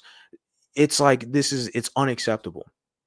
So what I'm getting at is that when I see someone like a Candace Owens or someone on the right who criticizes that, then I agree with them on that. But pretty much everything else with Candace Owens is just distasteful, cringy, right-wing shill crap. But you criticize these hardcore Zionists who are like literally, you know, we can get into that in the future. Okay, but let me move on. What's it put here? Yeah. Shout out to you guys. I respect you guys in the chat. You guys like the content, hit the like button. But of course, I know a lot of you guys, those of you who are already over here, you like the content. So do me a favor, hit the like button. She's allowing herself to be used by right wingers. Yeah, it's a career grift. I get it. The journalist is allowing herself to be used by Fox, right? I don't know where this Savanah comes from, but I don't think she doesn't understand. You don't go to neighborhoods in New York City and get in people's faces. Well, she was very kind of innocuous with the microphone. I have a YouTube channel. Do you want to have a conversation? Let's have an interview. Let's talk. Let's talk. And then she talks and they talk and they talk. And then like it's just rage bait, clickbait. And yeah, the Bronx beast slipped up and was like probably didn't understand the conversation. IQ, low IQ levels, whatever. I don't know, man. I'm not defending that Bronx beast. Violent, savage. But Savanah Cravin, man, do better. My whole thing is just do better. Do better. You're out here like trying to grift off these people with this like gotcha moment, right wing grift. And yeah, disappointed with their pandering to right wingers, but I wouldn't agree. They are now fully right. Yeah. Anna Kasparian shifted to the right due to her opposition of trans inclusion in female sports and private spaces, a stance that is pushing many liberal women towards the right. Yeah. Yeah, they're liberal women, conservative women, it's all the same. Like it's they shift, it's so fickle that like they'll be liberal one day and the next day they're conservative. It's I've seen it with my own family, you know. So it's just I see with all these women. It's just yeah, it's hilarious. It just doesn't matter. You know, that whole cliche of the whole I was a left winger, but I saw the light and now I'm on the right. That's been played out too much, man. They could have played that 10 years ago, a decade ago. It's just already been played out. We see too many of these women who are pushing that crap that they were right, they were left wingers and pro liberal and pro. Is that Amala's story? Isn't that her story? She was a liberal and pro black and shit. This biracial with her white mama, pro black. Oh, so original. And now she's like a right wing grifter. So like these stories have been said, like been played out too much now with every demographic and race and ethnic or culture group of women. We've already seen it with all of them. And for someone like me, like I said, my own family, we already see this stuff. You're raised in the left and you're liberal and now you're right. Okay, what? Yeah. She's white identified. I don't know if she's white identified. Look at her partner. I don't know if she's white identified. I think a lot of them, what I see on the right, is they want to be the token quote unquote black, right? The token black on the right is they had a white parent and they identify as white, like you say, which I agree. in a lot of cases, and they have like a white audience, like a Sage Steele, and because all the blacks, they hate on Sage Steele because you're committing treason amongst the North American Bantu when you identify as something that's independent from their infringement. Meaning, when you say you're mulatto, they hate that. That's a bad word. You know what it means? You're calling yourself a mule. I don't give a fuck what you people, you call yourselves dogs and cats and hoes and bitches and all this shit. Okay, go deal with you and your people. Go fix your shithole. Don't worry about what I'm calling myself, mulatto. It's not your business over here. Right. And see, they're mad at the fact it's not the word. They don't give a damn, like I said, about the word because they call themselves the worst crap humanly possible. They're upset that you're not identifying with them so they can't punk you and have ownership over you. They've been accustomed to that, using their white man's racist Jim Crow laws. They've been weaponizing that one drop rule. They want to use it against you. And when you take the power back, you don't identify with them, then they're losing influence. That's what they're upset about. It's not the word mulatto. They don't even know what the hell they're talking about. They're not. No. So that's what it is. Kind of got off on a little off track there. I got to talk about something more serious in a minute. Let me get through some of these comments. Shank is an ex-Republican who is anti-union. He's been a hypocrite for a long time. It's just now a lot more public. Yeah. I don't like Shank. He doesn't have any charisma. It's just, I don't know. I've never looked at him as a credible source, not a masculine figure I can get kind of any credible information from. Shank Uger? Really, that guy? Oh, yeah, that's right. There is far more money on the right. Of course, yeah. Glenn Beck and Steve Bannon and all, like the Breitbart and all these people like, it's even guys like Nick Fuentes. Nick Fuentes is on the right. And hasn't he been blackballed?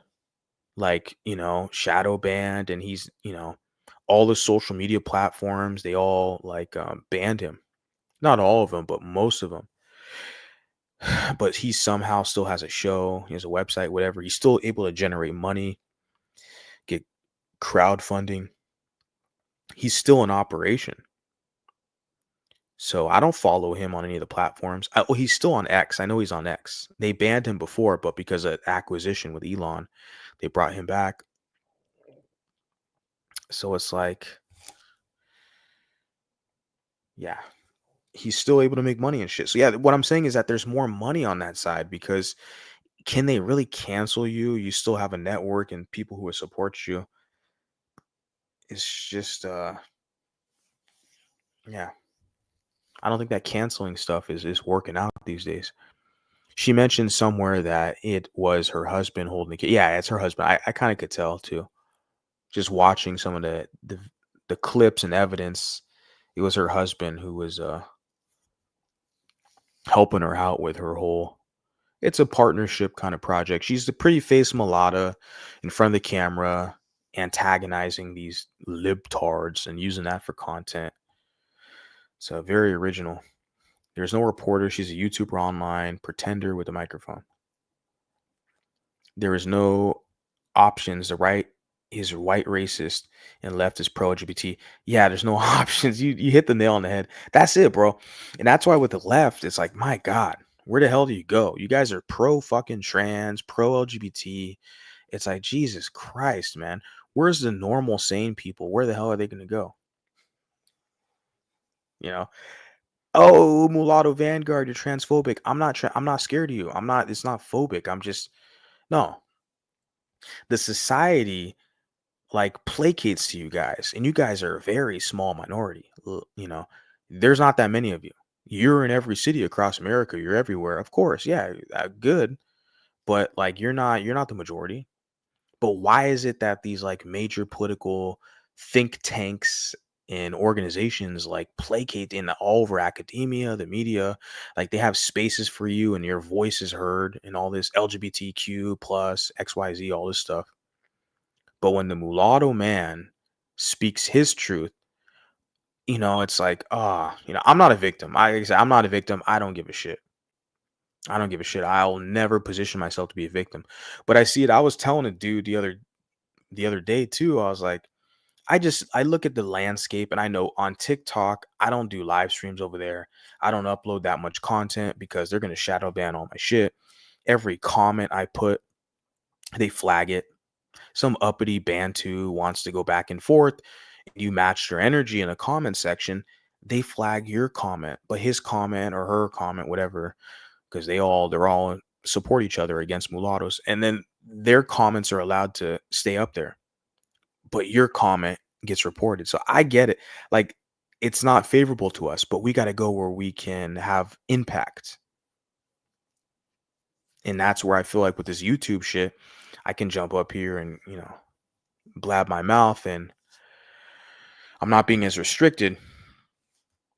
But yeah, either way, it's there's kind of some plus and minuses, right? I somewhat agree, especially when people are doing this stuff in New York. Not defending the assault doll, but the interviewer put her own life in danger. Yeah, she was kind of stupid, right? You're holding a microphone in someone's face, calling them the leader of people. Yeah, I don't get how these people are so comfortable putting microphone. Yeah, and you even have like blacks, dark skinned males who are like asking random people, "You like light skin? You like dark skin?" That they've been doing that for a decade too.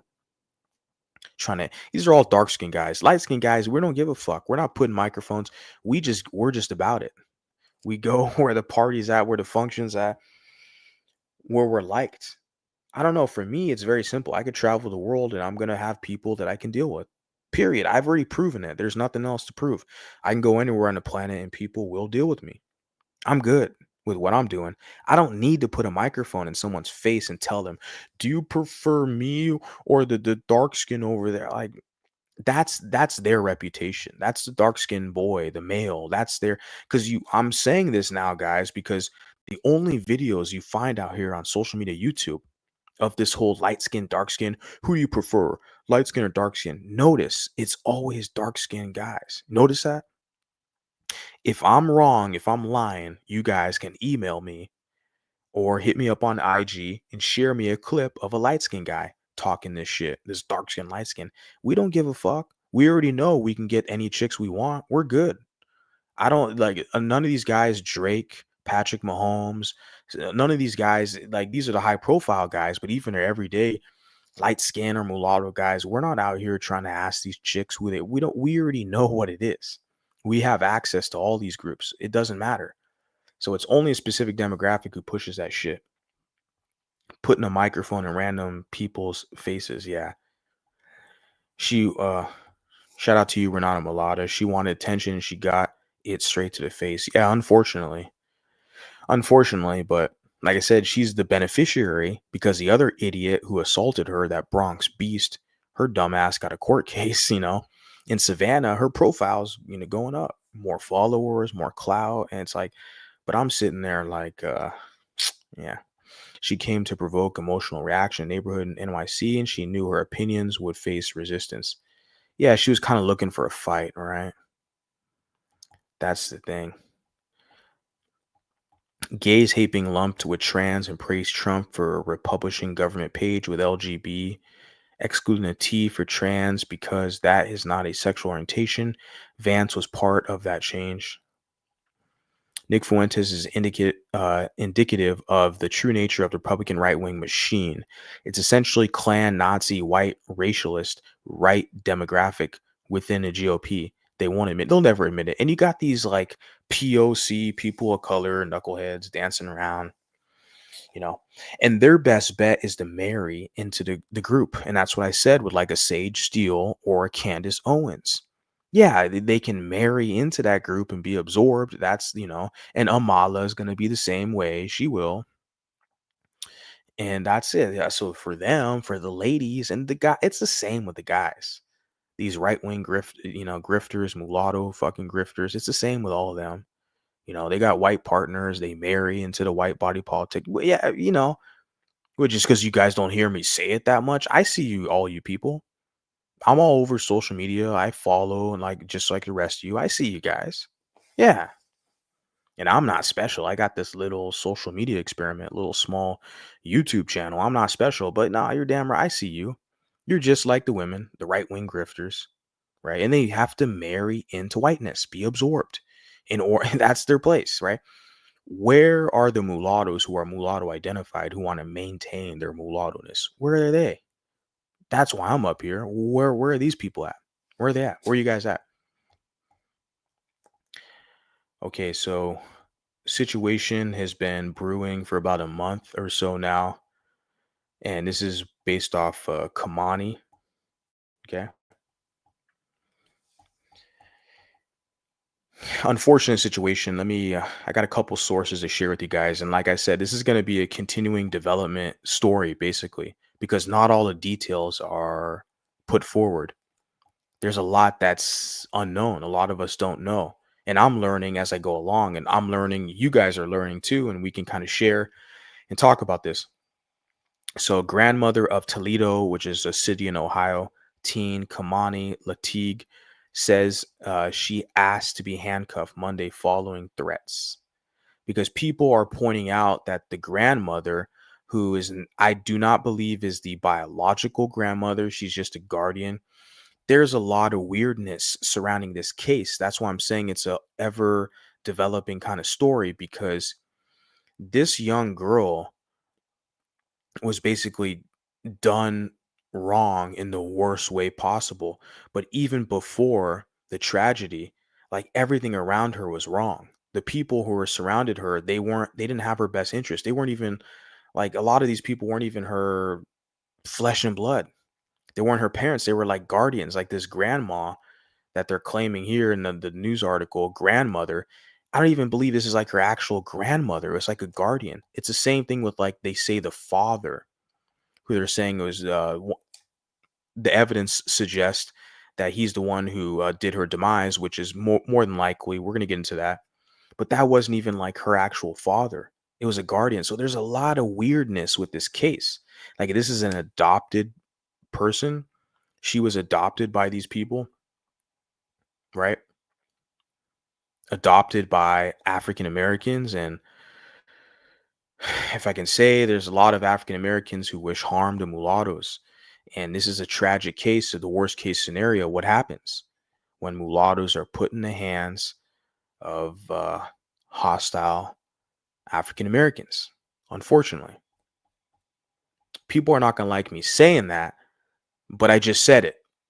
I just said it, and this is a reality. And a lot of you guys, you don't want to say it, or you don't have the courage, or you guys can put. I see some comments you guys put, but yeah, everyone around this young girl, they failed her. They failed her. That's really what it is. In Toledo, Ohio, Toledo Police Chief Lieutenant Paul Davis told Tuesday morning that the grandmother of Kei'Mani Latigue, the teen found deceased in East Toledo Monday, was not arrested. This is despite social media videos on Monday afternoon that appeared to show Toledo police taking Kei'Mani's grandmother, Dorothy Latigue, away in handcuffs. And do I have a video? This is the grandmother. I'm going to gloss over this article, then I'll get to some video footage to provide some more kind of analysis on this. And she's concerned with safety. And I'm not going to play the whole video clip. I'll share the sources in the video with you guys, but it's like a 20-minute video of this. This is the supposed grandma. I don't even believe this is biologically the paternal grandmother. That's what's very weird about this case, that there's like everyone who is supposedly the parent or guardian of Kei'Mani, they weren't even really actually like her actual parents. It's very weird. But like I said, more of this stuff is going to come to light in the future, the near future, hopefully. But yeah, there's like a 20-minute clip of this supposed grandmother, and she just, something's off with this. Something's off. If you guys have been following this story, you probably know a lot more than me. You know way more than me. I don't know that much. I'm just a guy, just a messenger with a microphone that's hopping up here, speaking for you guys. Latigue said Kei'Mani has lived with her for the past 5 years, and Latigue was made her legal guardian approximately a year ago. So the grandmother was made a legal guardian. How is that? Where the hell are her parents at? That's the whole thing. Where are her parents? How is it that the supposed grandmother is the guardian? Like, there's so much detail they're leaving out of this story. How did this happen to this girl? Says she was phenomenal. Latigue said Kei'Mani was a helper. Latigue described her as an old soul and said she was highly intelligent, enjoyed spending time with friends and family, and playing basketball. And she wanted a basketball theme. I believe her 14th birthday was like right around the corner before the tragedy. And she wanted a basketball themed birthday for her 14th birthday. Okay, it says right here, Latigue said Kei'Mani was scheduled to receive a trophy during the award ceremony this week.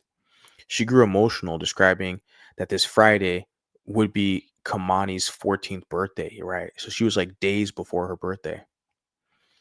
She said Kei'Mani wanted a basketball themed birthday party, and that's what I just alluded to. Exactly.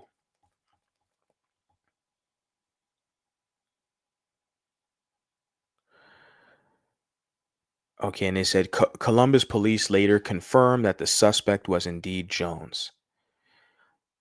Latigue also defended herself against accusations that she was abusive towards Kei'Mani, because people were saying, like, everyone around Kei'Mani just failed her. They were all abusive. They didn't have her best interest at heart. And that's what's being, presented. At the grandma, she's not innocent.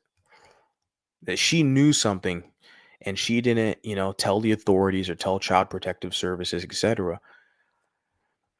She said she was investigated by Lucas County Children's Services twice, but that the cases were closed. Okay.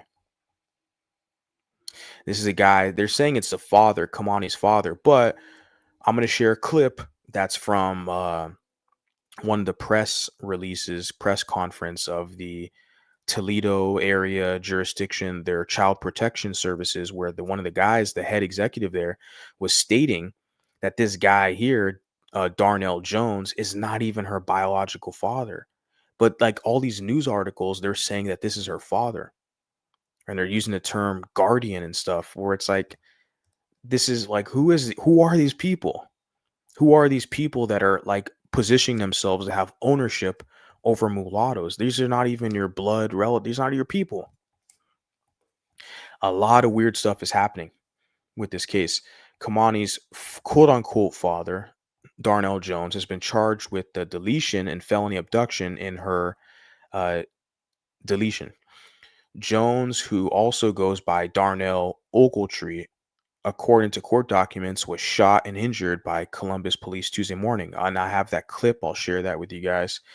He's been charged in Franklin County with attempting to cause physical harm to a peace officer. Jones is expected to survive his injury. His mugshot from 2022 arrest. This is a mugshot from 2022. So 3 years ago. Kei'Mani was last seen alive March 18th around 12:30 a.m.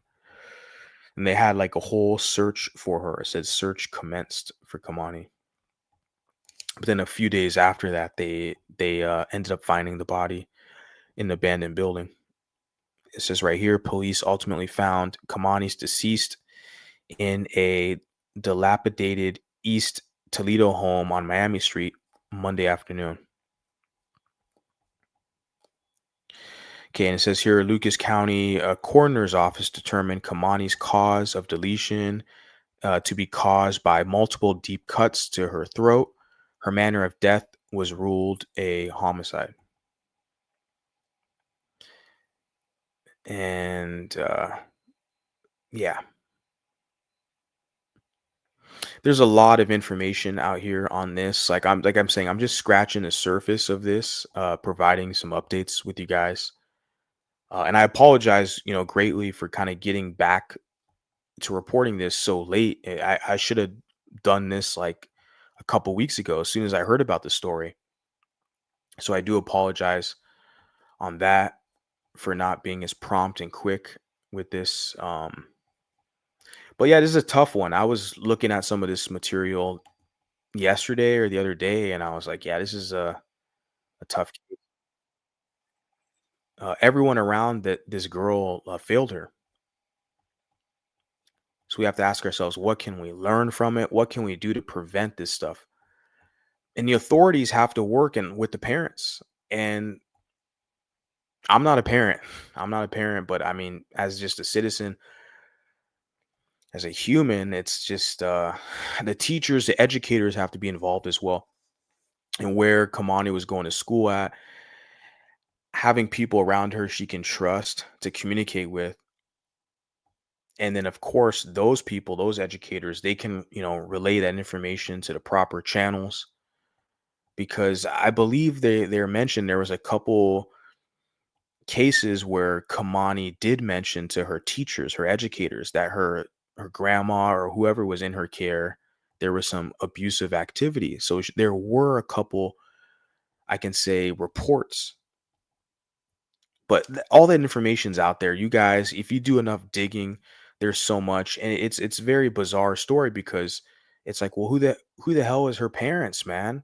I begged the question: is she adopted? It has to be, or one of her parents bounced, and just like there's so much that we don't know about this case, and the whole community. Trust me, out there in Toledo, they don't know either. So it's very, very unfortunate. So I want to fast forward this part here to where the some critical information is shared here on this. Let me play right here.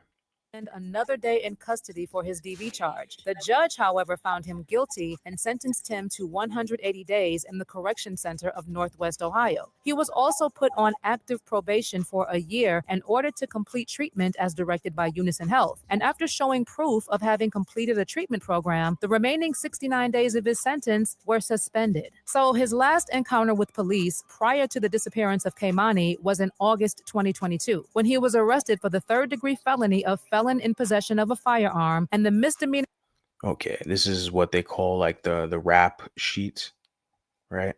Suspect that Kei'Mani was not safe with Darnell and just do nothing about it? What's even more disturbing about this case is that Kei'Mani, at just 13 years old, had already gone to 6 different schools, and there had been reports that teachers tried to sound the alarm after Right there. There's been reports that teachers have been trying to sound the alarm. She's been to 6 different schools at the age of 13. noticing bruises on her body, but nobody intervened. It looks like every time somebody complained, tried to sound the alarm after noticing bruises on her body, but nobody intervened. Said some educators tried to sound the alarm, noticing marks on her body, but nobody intervened. It looks like every time somebody complained, she was just enrolled in a different school. One of her classmates from her last school particularly said that Kei'Mani would go to school with visible on her arms, and a teacher from So that's a report. That's an observation that she would go to school with marks. So was it the grandma? Was it this Darnell Jones guy? Who was it? And I think the grandma, I think the public is starting to realize she's guilty. She needs to be charged as well because she's leaving out information. This is what happens. I mean, yeah. People who hate you, who are in a position of power over you, it's not a good thing. It's not a good thing. her former school said that she tried her best to remove Kei'Mani from her environment, but she did not succeed. It's hard because, especially in a role like education, your day doesn't end at 3:30. You take these things home with you. They weigh on you. I'm a parent myself, and I tried my best to make sure that she was removed from that environment. As for what Child Services said when they were questioned about the reports, Lucas County Children's Services said it found no evidence to necessitate the removal of Kei'Mani Latigue from her home after 3 reports were received dating back to 2023. That right there is critical information. That is the Child Protective Services, and that Lucas County Children's Services out there in Toledo, Ohio, said it received a report on April 8th, 2023, and 2 reports on March 21st, 2024, a year ago, regarding the care of Kei'Mani while she was in the care of her grandmother, Dorothy Latigue. But they did nothing about it. Nothing about it. insane. I mean, there's just so much about the story that just leaves you in question and like searching for more. Even for me, like I said, I'm learning with you guys. It's it's pretty bizarre. Let me go here to I want to get to this part here. Okay. Let me share this with you guys.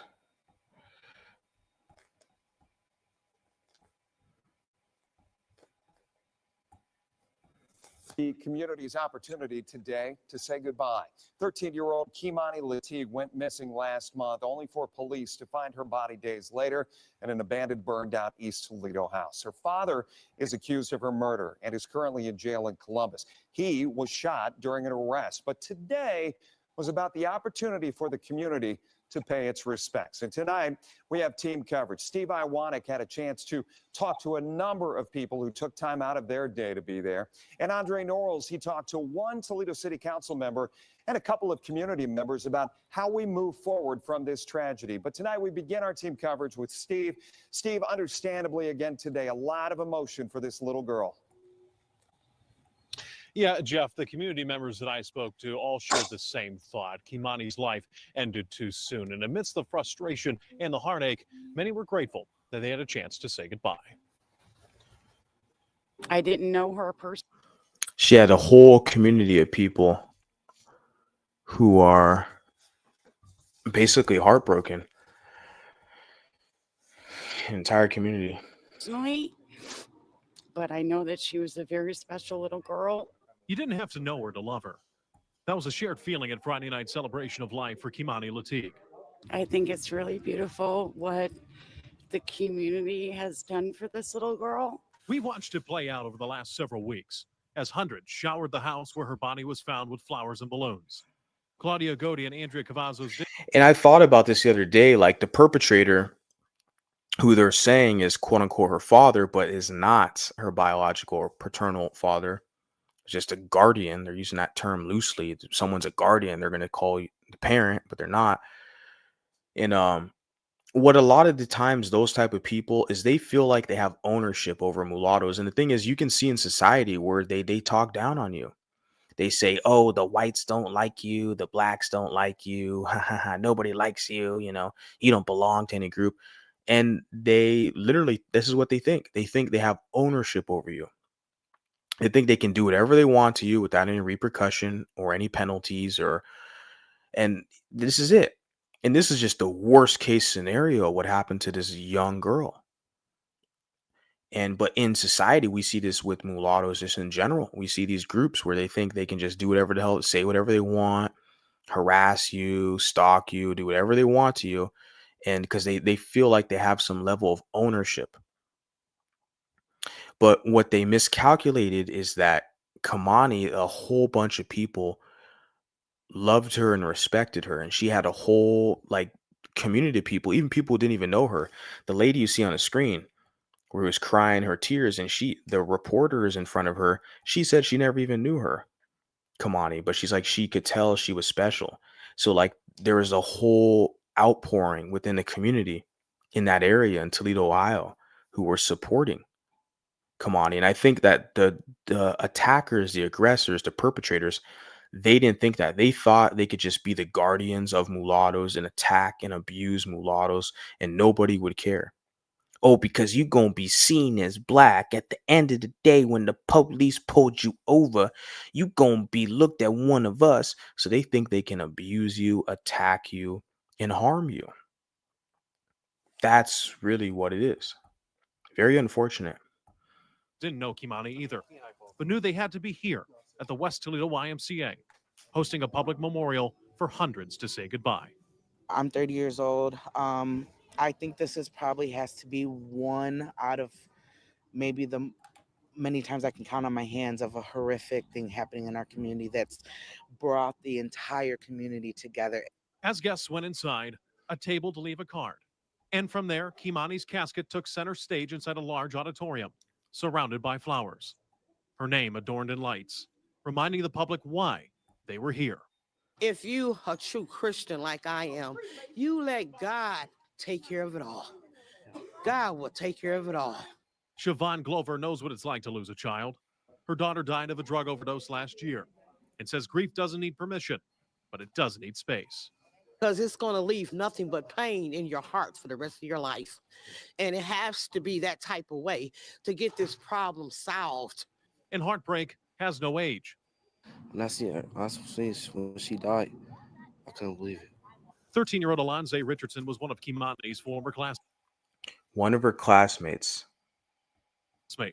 When he remembers her, it's not just the tragedy, but also the smile and her spirit.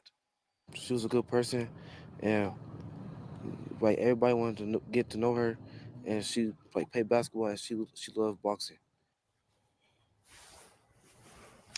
Now, in light of her death, many questions have been raised surrounding the circumstances about Kei'Mani's death. So that brings up the question, what happens from here? And Andre, I know you talked to a lot of community members as well tonight. So what do they want to see moving forward out of this case? Well, Steve, there's been a lot of talk with city, county, and state politicians about this case and calls for action from the community. I want to speak with any elected official who came tonight and ask them, what's next?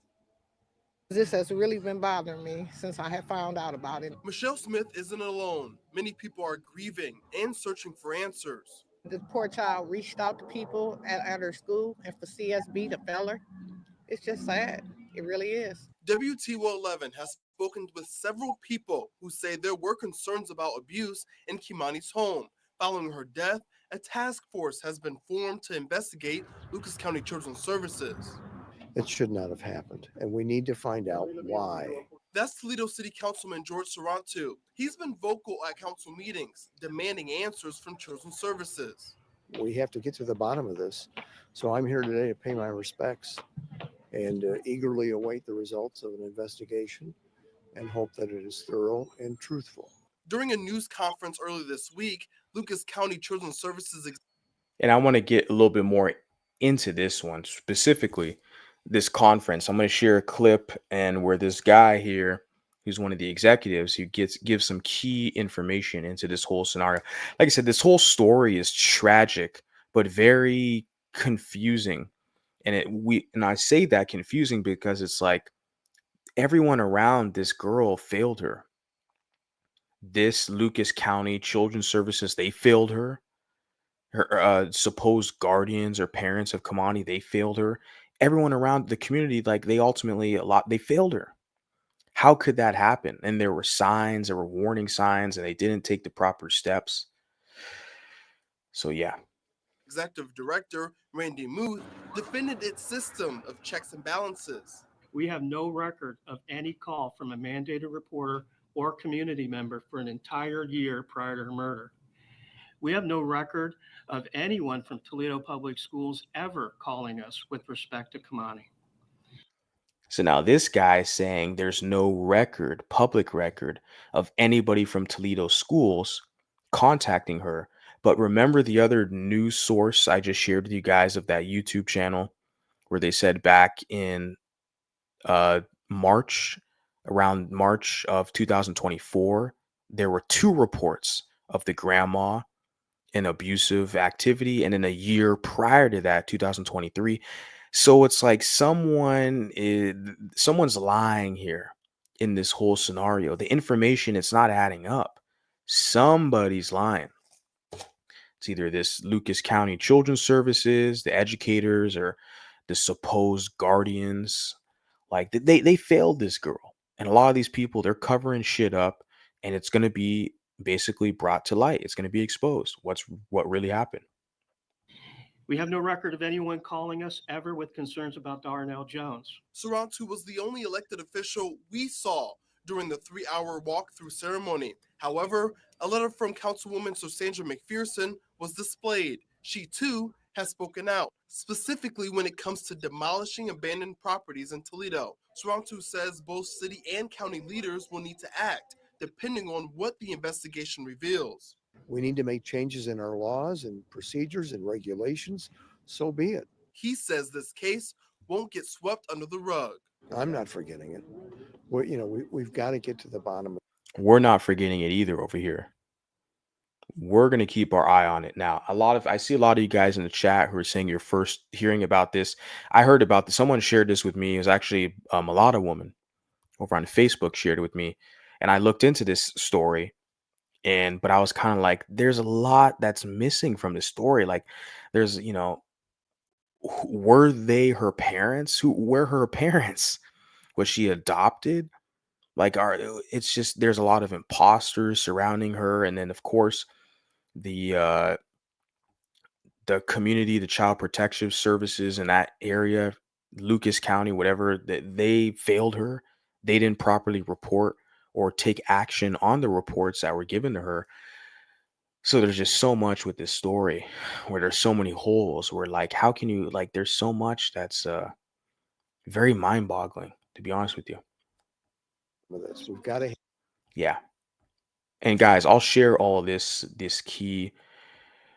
sources I'm sharing. I'll share it with you guys. I just wanted to kind of get through with what I have here because this is critical here.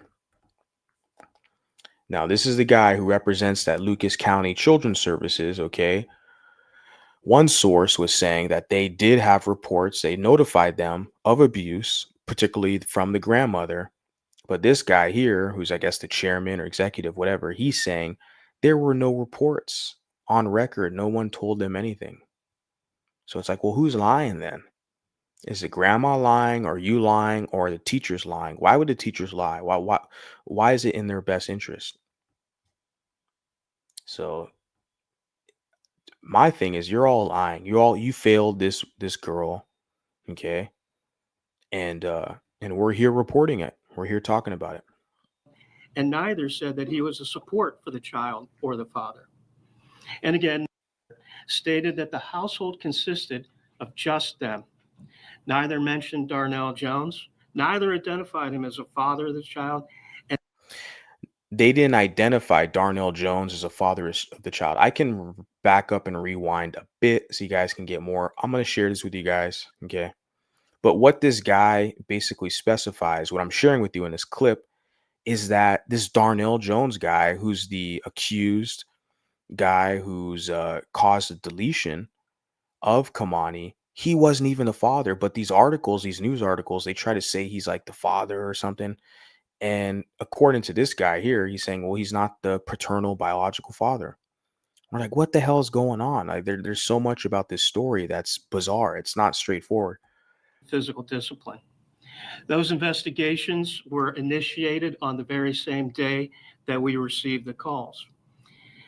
Both investigations involved reviewing the family record, including identified family members.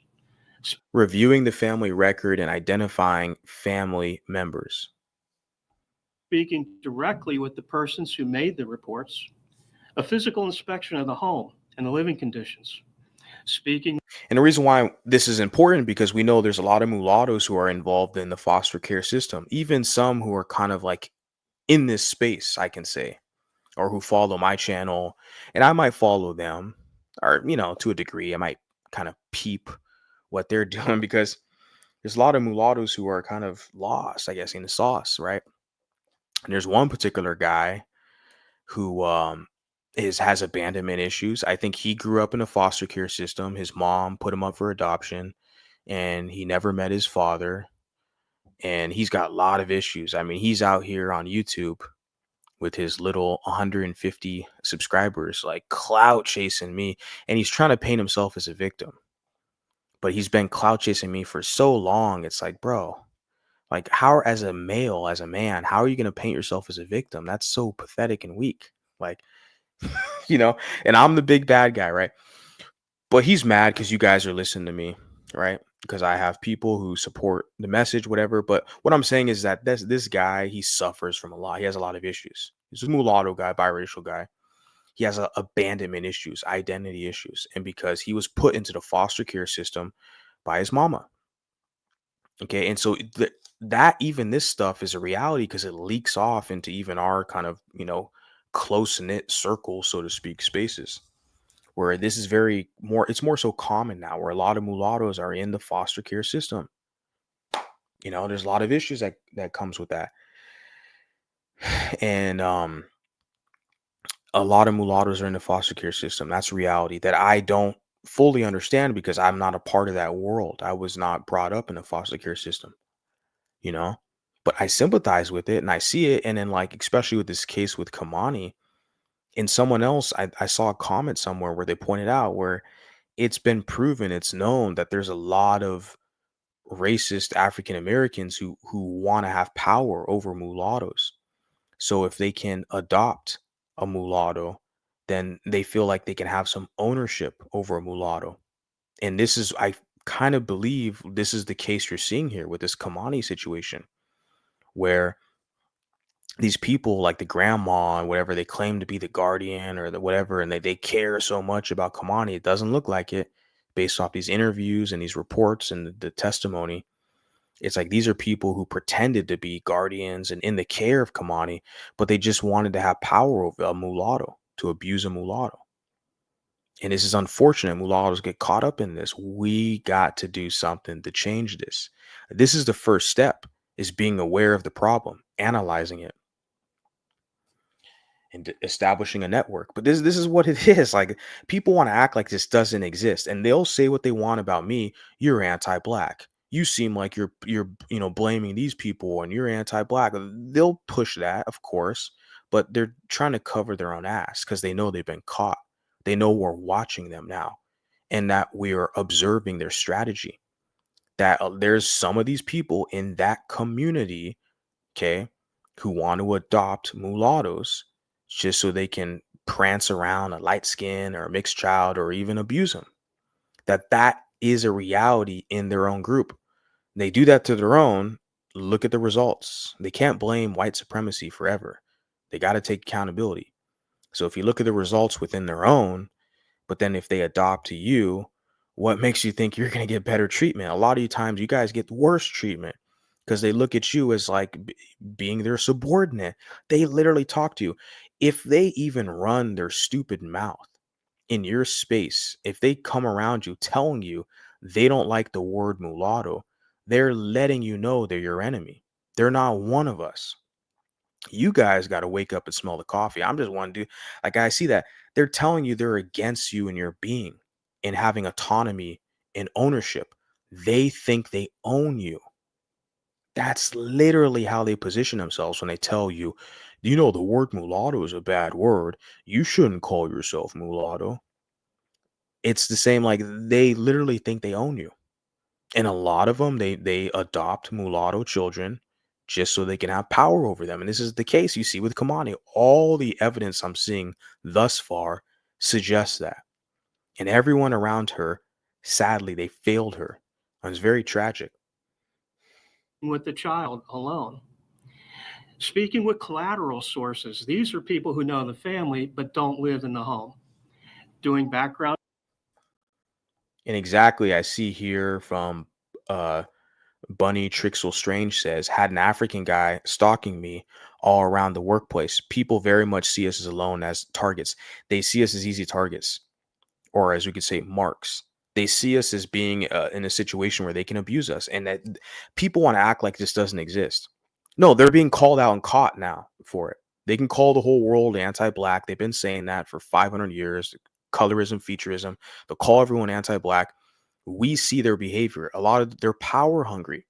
They want to adopt mulattoes. They want to have power over mulattoes. And they failed Kei'Mani. This is a situation.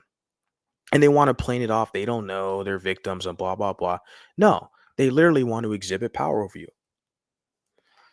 And like you were saying here, they look at you as being alone without any representation, without anyone who's going to have your back. Yeah. And they feel emboldened and empowered by that.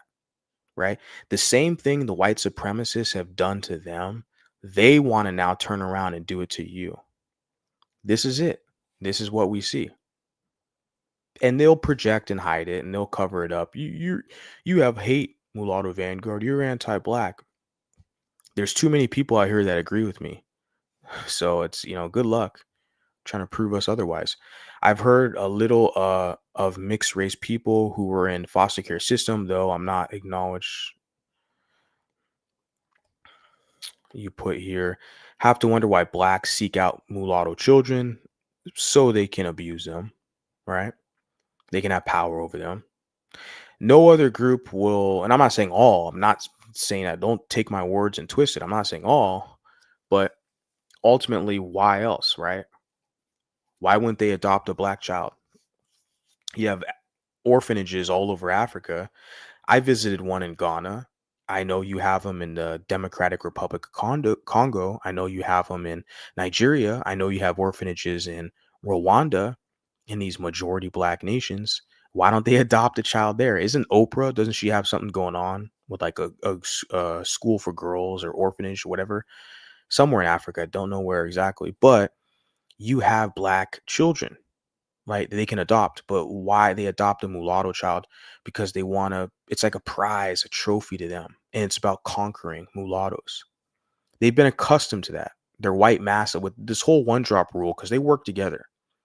I'm trying to get mulattoes to understand this. I might not articulate it the best, but I feel like a lot of you guys, it's starting to click with a lot of you guys. And I am thankful of that. That's why I know what I'm saying. It's resonating. It's working.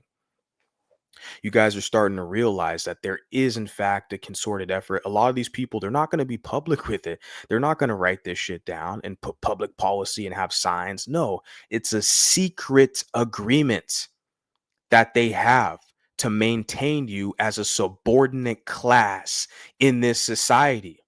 They're not going to openly say this stuff, but their actions says it all.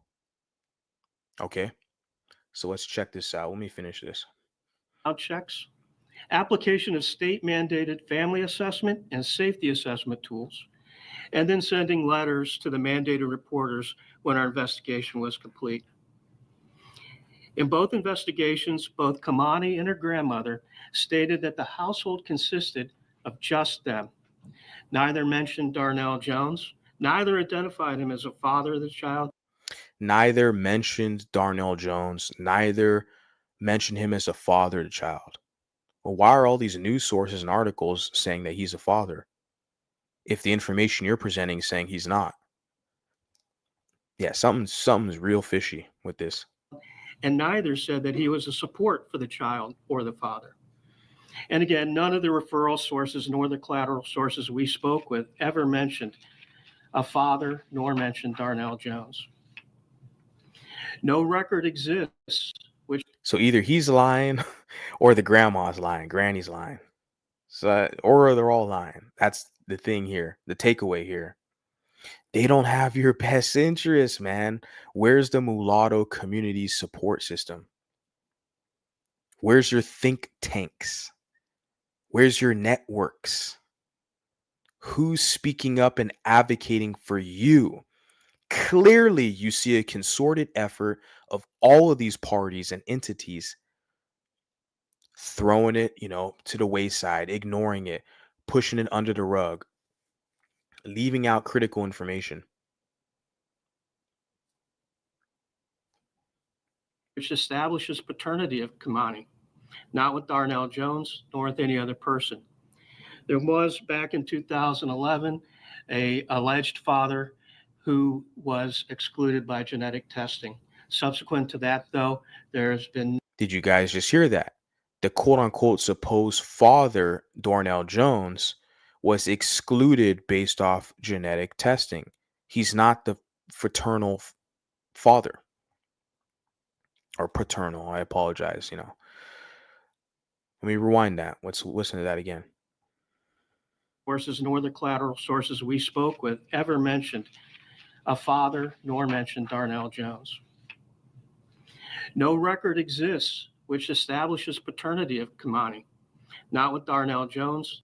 No record exists that establishes paternity with Kei'Mani. Because when I first saw this case, I'm looking at her and I'm looking at the supposed quote unquote parents, the dark skinned quote unquote mama. And I'm like, well, wait a second. This Kei'Mani is clearly mixed. She's not a black Bantu. Clearly. I mean, they'll lie their fucking teeth off. Well, black comes in all shades and colors. They'll lie. They'll trick you if you guys fall for it. But we're looking at her like, wait a second. This is a mixed race individual. So, but like the black people around her failed her. Like, how did this happen? If she was under your care, that's the key issue here. Under their care, a mulatto who's under Bantus. That's the key issue. You guys, you know, that's the issue right there. Okay. Nor with any other person.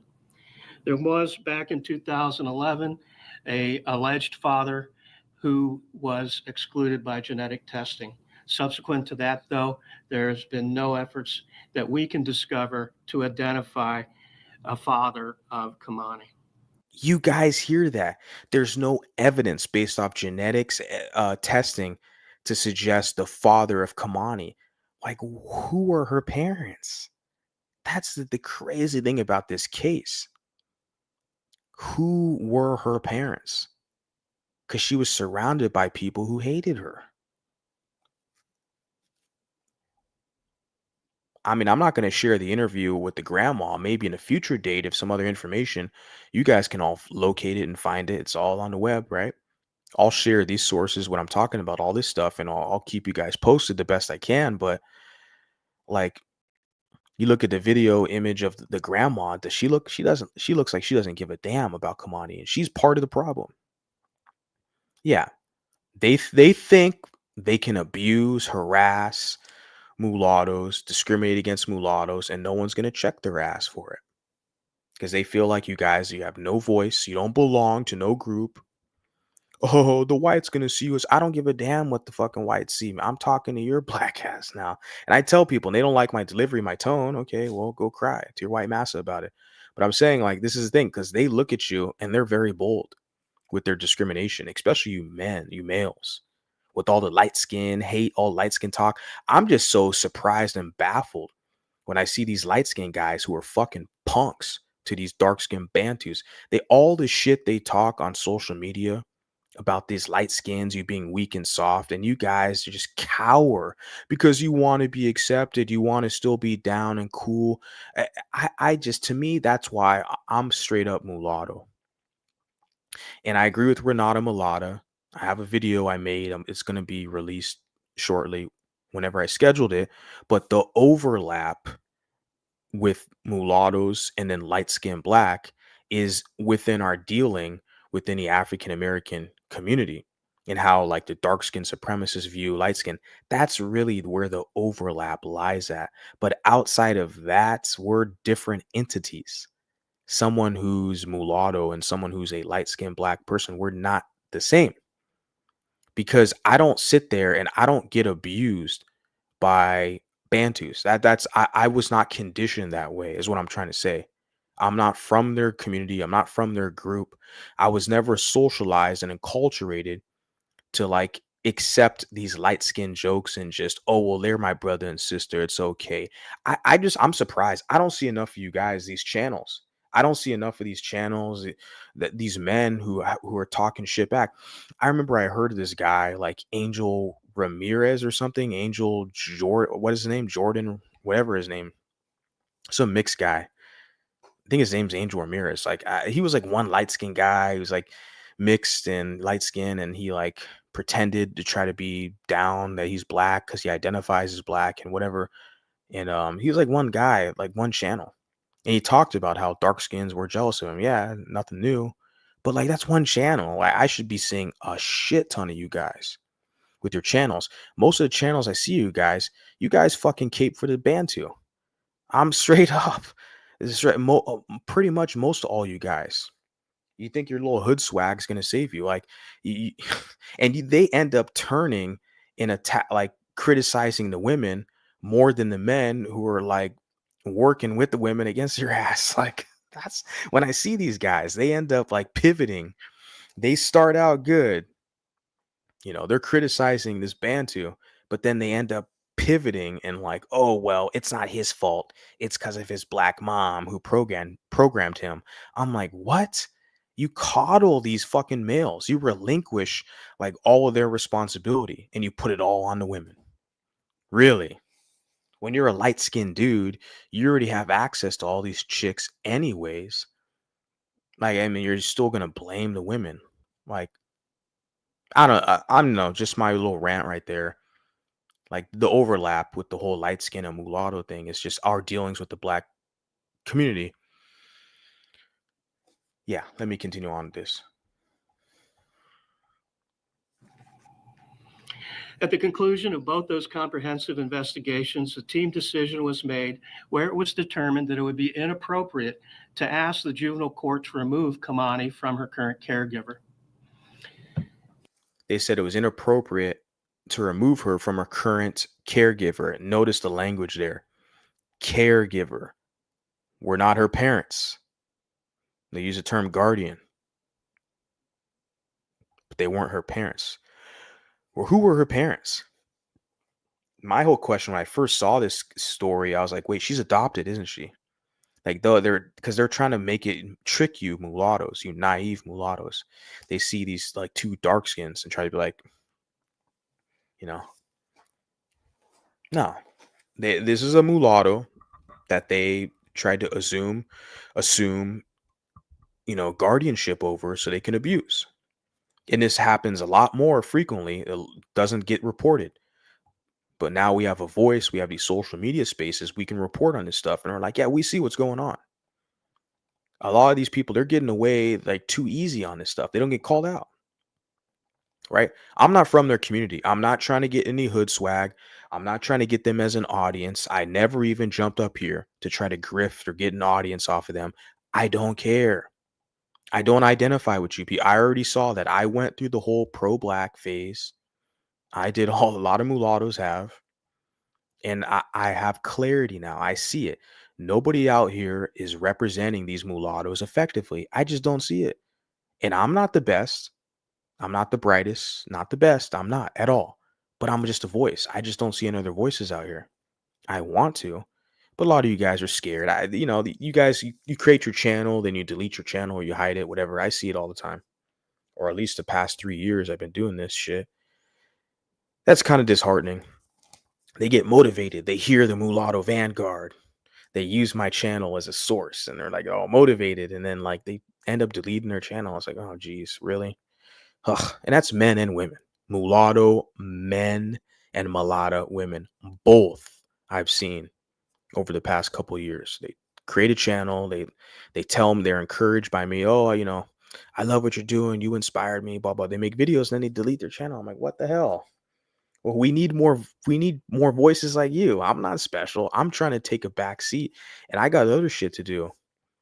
Like, but there's nobody else out here that's talking about this. Who's going to give you guys this information? You're going to get it through the Afrocentric lens and they're going to paint themselves as the precious victims and the mulatto. They're always going to paint you, the mulattoes, as bad. They'll only paint you as good if you identify with them, being a minority amongst them, being their subordinate. If they can use you and benefit off you, then they'll give you that kind of decency and paint you as a quote unquote victim if they can use you. That's it. But yeah. Yeah, that team decision was made by the supervisor, the caseworker, and in consultation with those doctors. What we have to do in that circumstance is take those facts to a neutral and impartial magistrate or judge, and that neutral or impartial magistrate or judge makes those determinations. A number of people in the community are asking tough questions about who was and wasn't involved in Kei'Mani's life and care. That includes those questions that center around the role of the man identified as her father, Darnell Jones. Again, identified as her father, but was he her father? He is charged with Kei'Mani's murder. And Lucas County Children's Services addressed whether the agency had any knowledge of a paternal figure and how that could have impacted their investigation or placement decisions had he been identified. If Dad was part, if it ever had surfaced in a conversation, or if he had come up, would that have made your work any different? Would the caseworker have handled it any differently if Dad's listed or mentioned? Yeah, absolutely. If there's a father that's identified, we have to talk with all the principals in the case. So the identified can be two ways. One, established as the father in the case, and we have a record of that. or the child can identify somebody that they view either as a father, an alleged father, or an actual father. So if either one of those things had happened, if our database had indicated we had an identified established father, we would have been required to reach out to that individual. If their database had identified that that was a father, they would reach out. Interesting. If the child had identified, hey, this gentleman is dad, or he is a support, or I view him as dad, we would have reached out.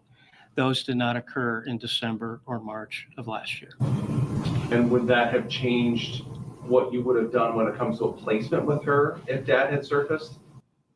No, I suppose it depends on what we would have learned. From whoever was identified as. Yeah, I mean, I could be here all night. Like, and just shout out to Renata. She says, yet another child lost in the system. That's what it is, you know, and it's the most horrific, tragic ending situation possible.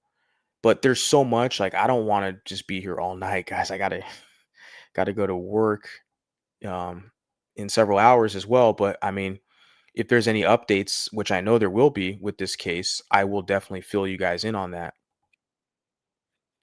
Definitely. But it's a very crazy, tragic situation. I can share the apprehension if I have the clip here. I don't know if this is it. Oh, yeah, it is it. Okay. I'll share the apprehension of this guy. But yeah, shout out to Renata. Like she said, it's like basically, to sum it up, like yet another child lost in the system. Like, and you can see like they all failed her around her. The quote unquote supposed grandma, this Darnell Jones guy who's not even the father, but they're giving him the label. They're saying in all the press and articles, father, the father. It's not the father. And so and my whole thing was when I first saw this, I was like, wait, she's adopted, isn't she? Like there's, what the hell is going on? This is a bizarre situation. So the apprehension occurred. So let me share this with you guys, and then we can kind of close out. I'll check out some of your comments. Police commands, appears to move his hand in his pocket, and then is shot. You're going to see two views, one from the officer who shot Jones, and then it switches to another responding officer whose body-worn camera better shows what happened next. Viewer discretion is advised. Come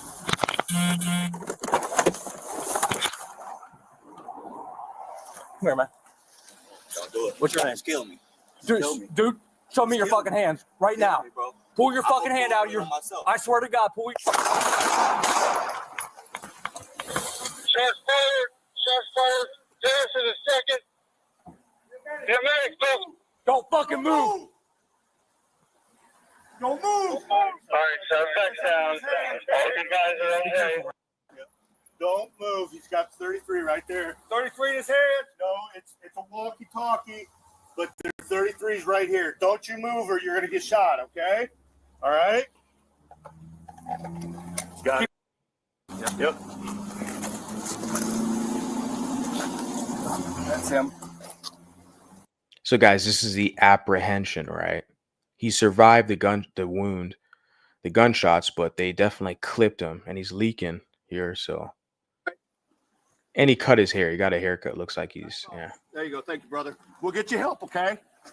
I just want to die, bro. No, I know. And you listen to him. He's kind of admission of guilt. He's saying, "I just want to die, bro." Like, what normal person walks around in this encounter with cops, gets clipped, walking around? He had a pistol on him, and he's saying he wants to die. Like, that's admission of guilt, right? He knows he fucked up. I want to die, bro. No, I know, but we can't allow that. I can't. They can't allow that. We need answers. We need answers to why. How did this happen? Who failed Kei'Mani? How is this even possible? We need answers. We need answers.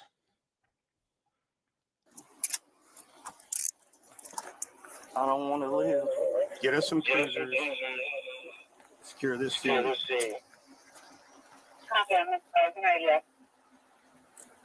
All right, you fired.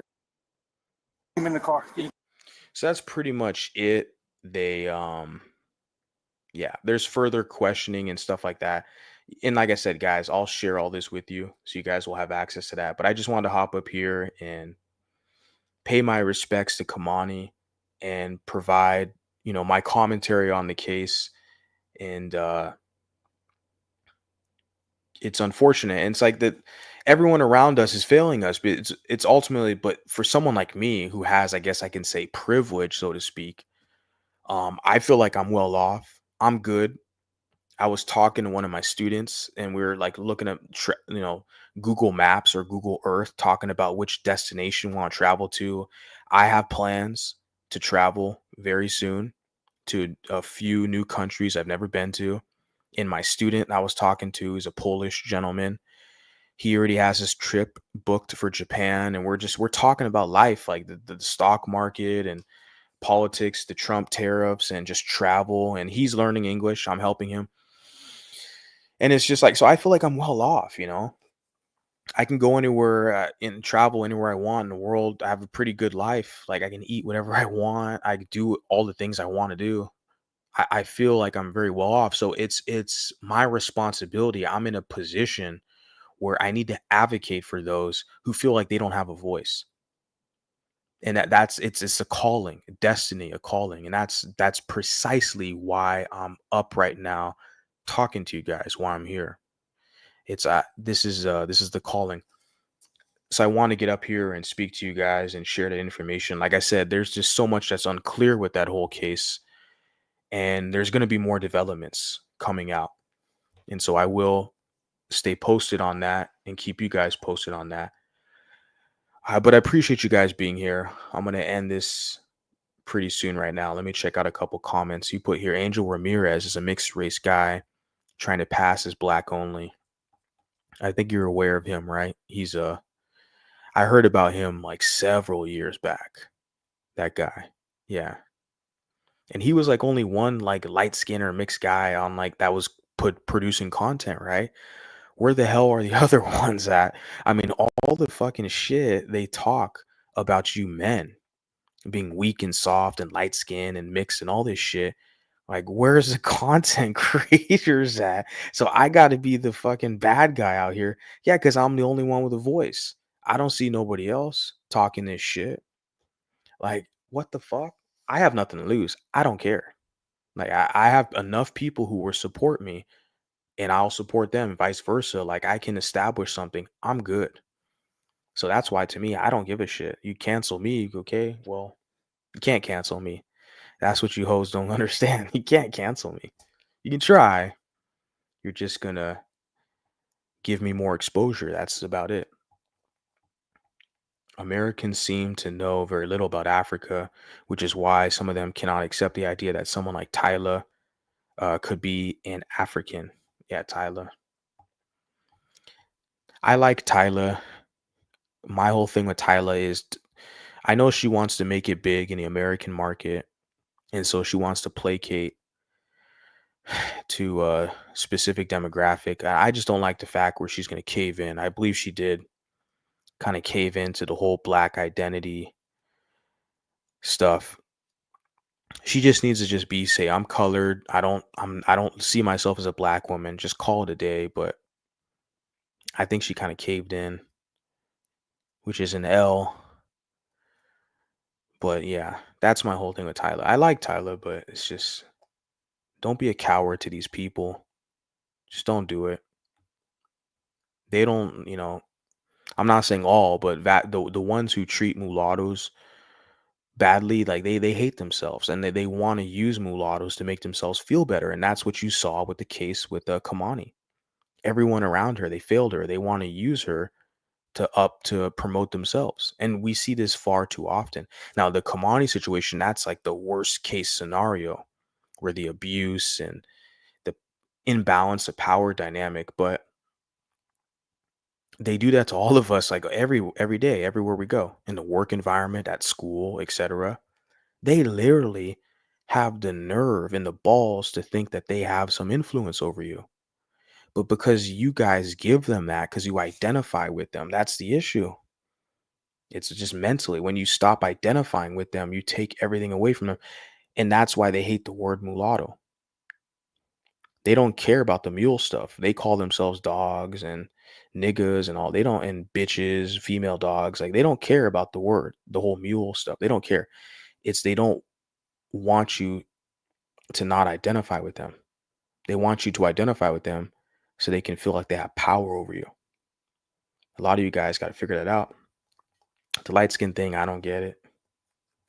It's just they're black, right? They're raised in a black community. They got to sort it out with them. I'm not even in that community, so that's why I don't care.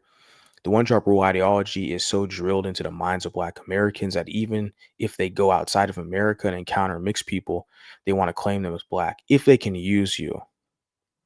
That's they weaponize it if they can use you. That's the key thing. So what they'll do is they'll go to the Dominican Republic and they'll see mulattas out there and they'll try to push that one drop rule shit on them with mulattas in these other countries, like specifically in the DR. And where the women there are like, I'm not black, I'm Dominican. Like my father or my mom, whatever, they're Spanish or they're this or that. They're not. No, we're not the same as you. And see, so they do that mainly when they go to these other countries. You're saying to get not the men. They don't give a damn about us unless we're famous and they can use us for clout, right? They claim our wins. But nah, look what they're doing to Drake. They're trying to say Drake's not a part of their little savage culture when the dude's helped him out for years, giving him all this money and promotion. And now they're trying to kick him out. Oh, he's a pop star. I saw a clip of this conscious woke rapper, Most Def. You guys heard of him? And I kind of used to like him before I quote unquote got woke, I guess you could say. I used to kind of like the guy. He's a part of a duo called Black Star. I think it's called with Twaleed Khalib. I think that's his name. Some other rapper guy. You guys know who it is, Most Def. He's been in a couple featured movies and shit. I saw a video clip of this guy trying to say Drake is pop. He's not hip hop. See, that's because they're on code. These pro-wax and conscious rappers, that whole Kendrick, they're all, because they all believe in the anti-mulatto conspiracies, the Chancellor Williams, the destruction of black civilization. They make it their identity to humble and bastardize mulattoes because they want to absorb you into their group. And I saw that clip with this guy. He's just part of that whole cabal of Afrocentrics and pro-wax. It's sad because I kind of used to like the guy, but not anymore. There's so much other music out here. Yeah, Most Def. That's his name. Yeah, and they're trying to call Drake pop. Oh, you're not hip hop. You're not struggling. You're not a dark-skinned man married to a light-skinned mulatta female. So you're not hip hop. See, that's the image they promote. To be a quote unquote rapper and real hip hop, they want it to be like a da baby, a dark-skinned Bantu with a mulatta baby mama. But when you're a mulatto man raised in African American culture, all of a sudden you're pop. I'd take it. Like, you don't owe them that hood swag shit to be associated with them. Just use them. Make sure you get something from them. They're mad that you can use them and get a better deal, and they can't benefit off of you, because that's the arrangement. They want to benefit off of you. Like with a Drake, and they want to benefit off of you. They don't want to give you nothing. Nope. You got to give us something now. Yeah, it says Darnell could be the son of the grandma, the quote unquote grandma. Yeah, these random characters around her. So I've never had any dealings with monoracial people, seeing me as less than or inferior, as least not openly. So I don't have any experiences with such situations. I've always done my own thing. Yeah, I was thinking you should probably write more of your notes as far as mulatto affairs. Because I think you say you identify as mulatto, right? Or biracial, you can say. You should probably write it out, write some articles, get your material out there so people can see. I don't, you're not producing any content, right? Related to this type of, conversation. So if you can just write a couple things, maybe get it out there, people will check it out and read it, see where you're coming from.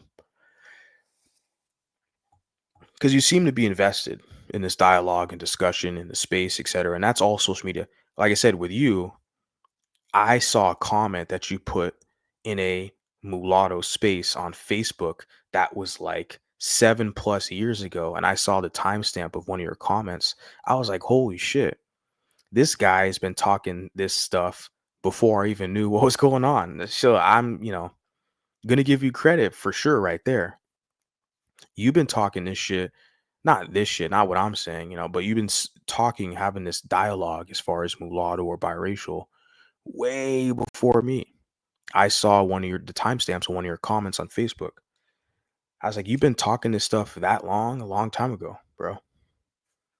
I'm fairly new. To me, it was just guns blazing because I was like, man, you see what they're saying? Like these Afrocentrics and these racists, the people in Tariq Nasheed's like crowd, these racist FBAs and these the Dr. Umar, all these pro-blacks, these racist anti-mulatto. You see what they're saying? Everyday anti-mulatto rhetoric, like, and you guys are still over there supporting them, giving them views and likes and engagement. Why don't you guys do your own stuff? There's enough of you out here.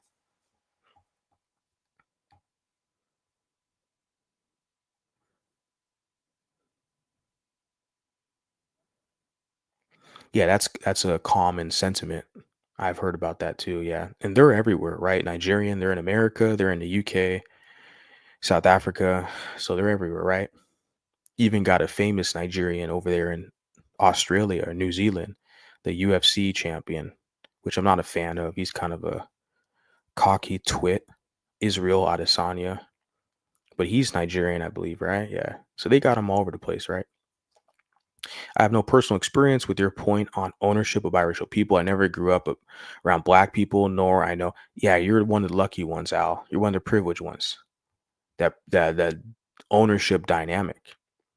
Yeah, you didn't have to suffer the same fate as like a Kei'Mani or some other mulattoes who were under their quote unquote care, where they wanted to kind of bully you, punk you, belittle you and stuff, right?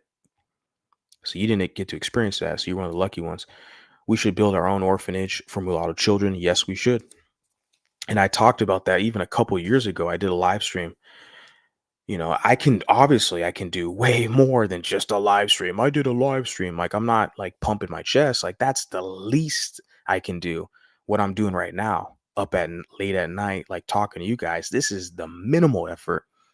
What I need to do is put my money and organize with some other people to get it going on. And you have people who have big money who can actually do this stuff. Like I know Christian Bale, I think he opened up an orphanage somewhere in California, if I'm not mistaken. But he's a multimillionaire. He's got big money.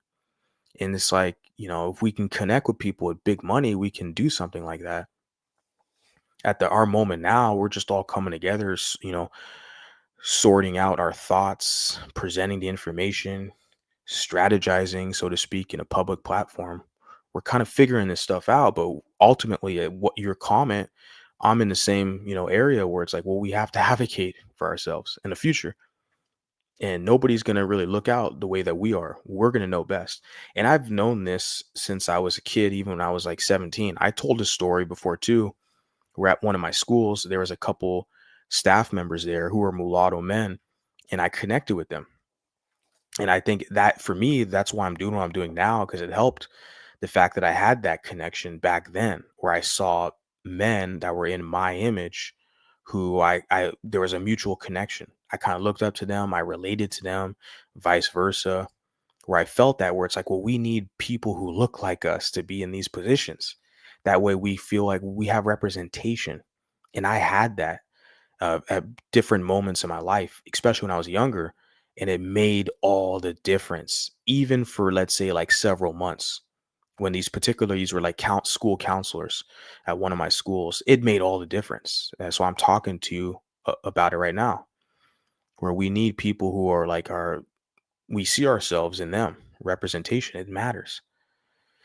So we have to be our own advocates. So I'm just doing my part. Like I said, this whole live stream, social media, that's like the bare minimum. We have to put our money where our mouth is and organize with people who are more effective at getting this stuff done. But I agree. And I can say that in England, they did establish an orphanage of mulatto children. I forgot the exact name and location of it, but I did a video, a live stream on it like a month ago or so, because I just found out about it. It was in the UK, in England. I forgot the exact name. I apologize, guys. But they did have an orphanage that was based off like the GI soldiers in World War One. I don't have all the specifics. I apologize, guys. I'm getting a little tired right here, but they did have a specifically mixed race mulatto orphanage. And let me just look it up because I don't want to sound so stupid before I head out of here talking about this. Because I covered it, but it's just, you know how it is. You cover so much and you're okay. It was called the Hollincote House, right? Was that yeah. Was it? It was the Hollincote House. Yeah.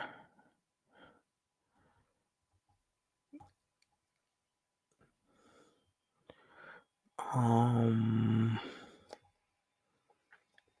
yeah, it was. It was the Hollincote House. It was in Somerset and it was in the UK. Yeah. And it was specific.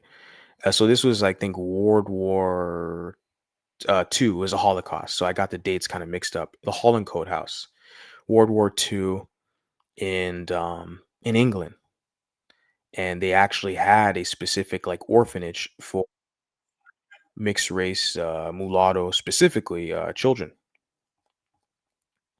in England. So there has been one that has existed. So this is documented. There's an article here. I'll share it with you guys. I did cover it, like I said, but I just some of those key details I kind of slipped my mind. But yeah, we definitely need to kind of reinitiate something like that today, or at least for us, for someone like me, put funding towards it, support it. If someone has an idea, has a proposal, email me, message me. That's just the whole community effort. Yeah, I think I'm going to kind of close it out here. Let's see a couple other comments we got.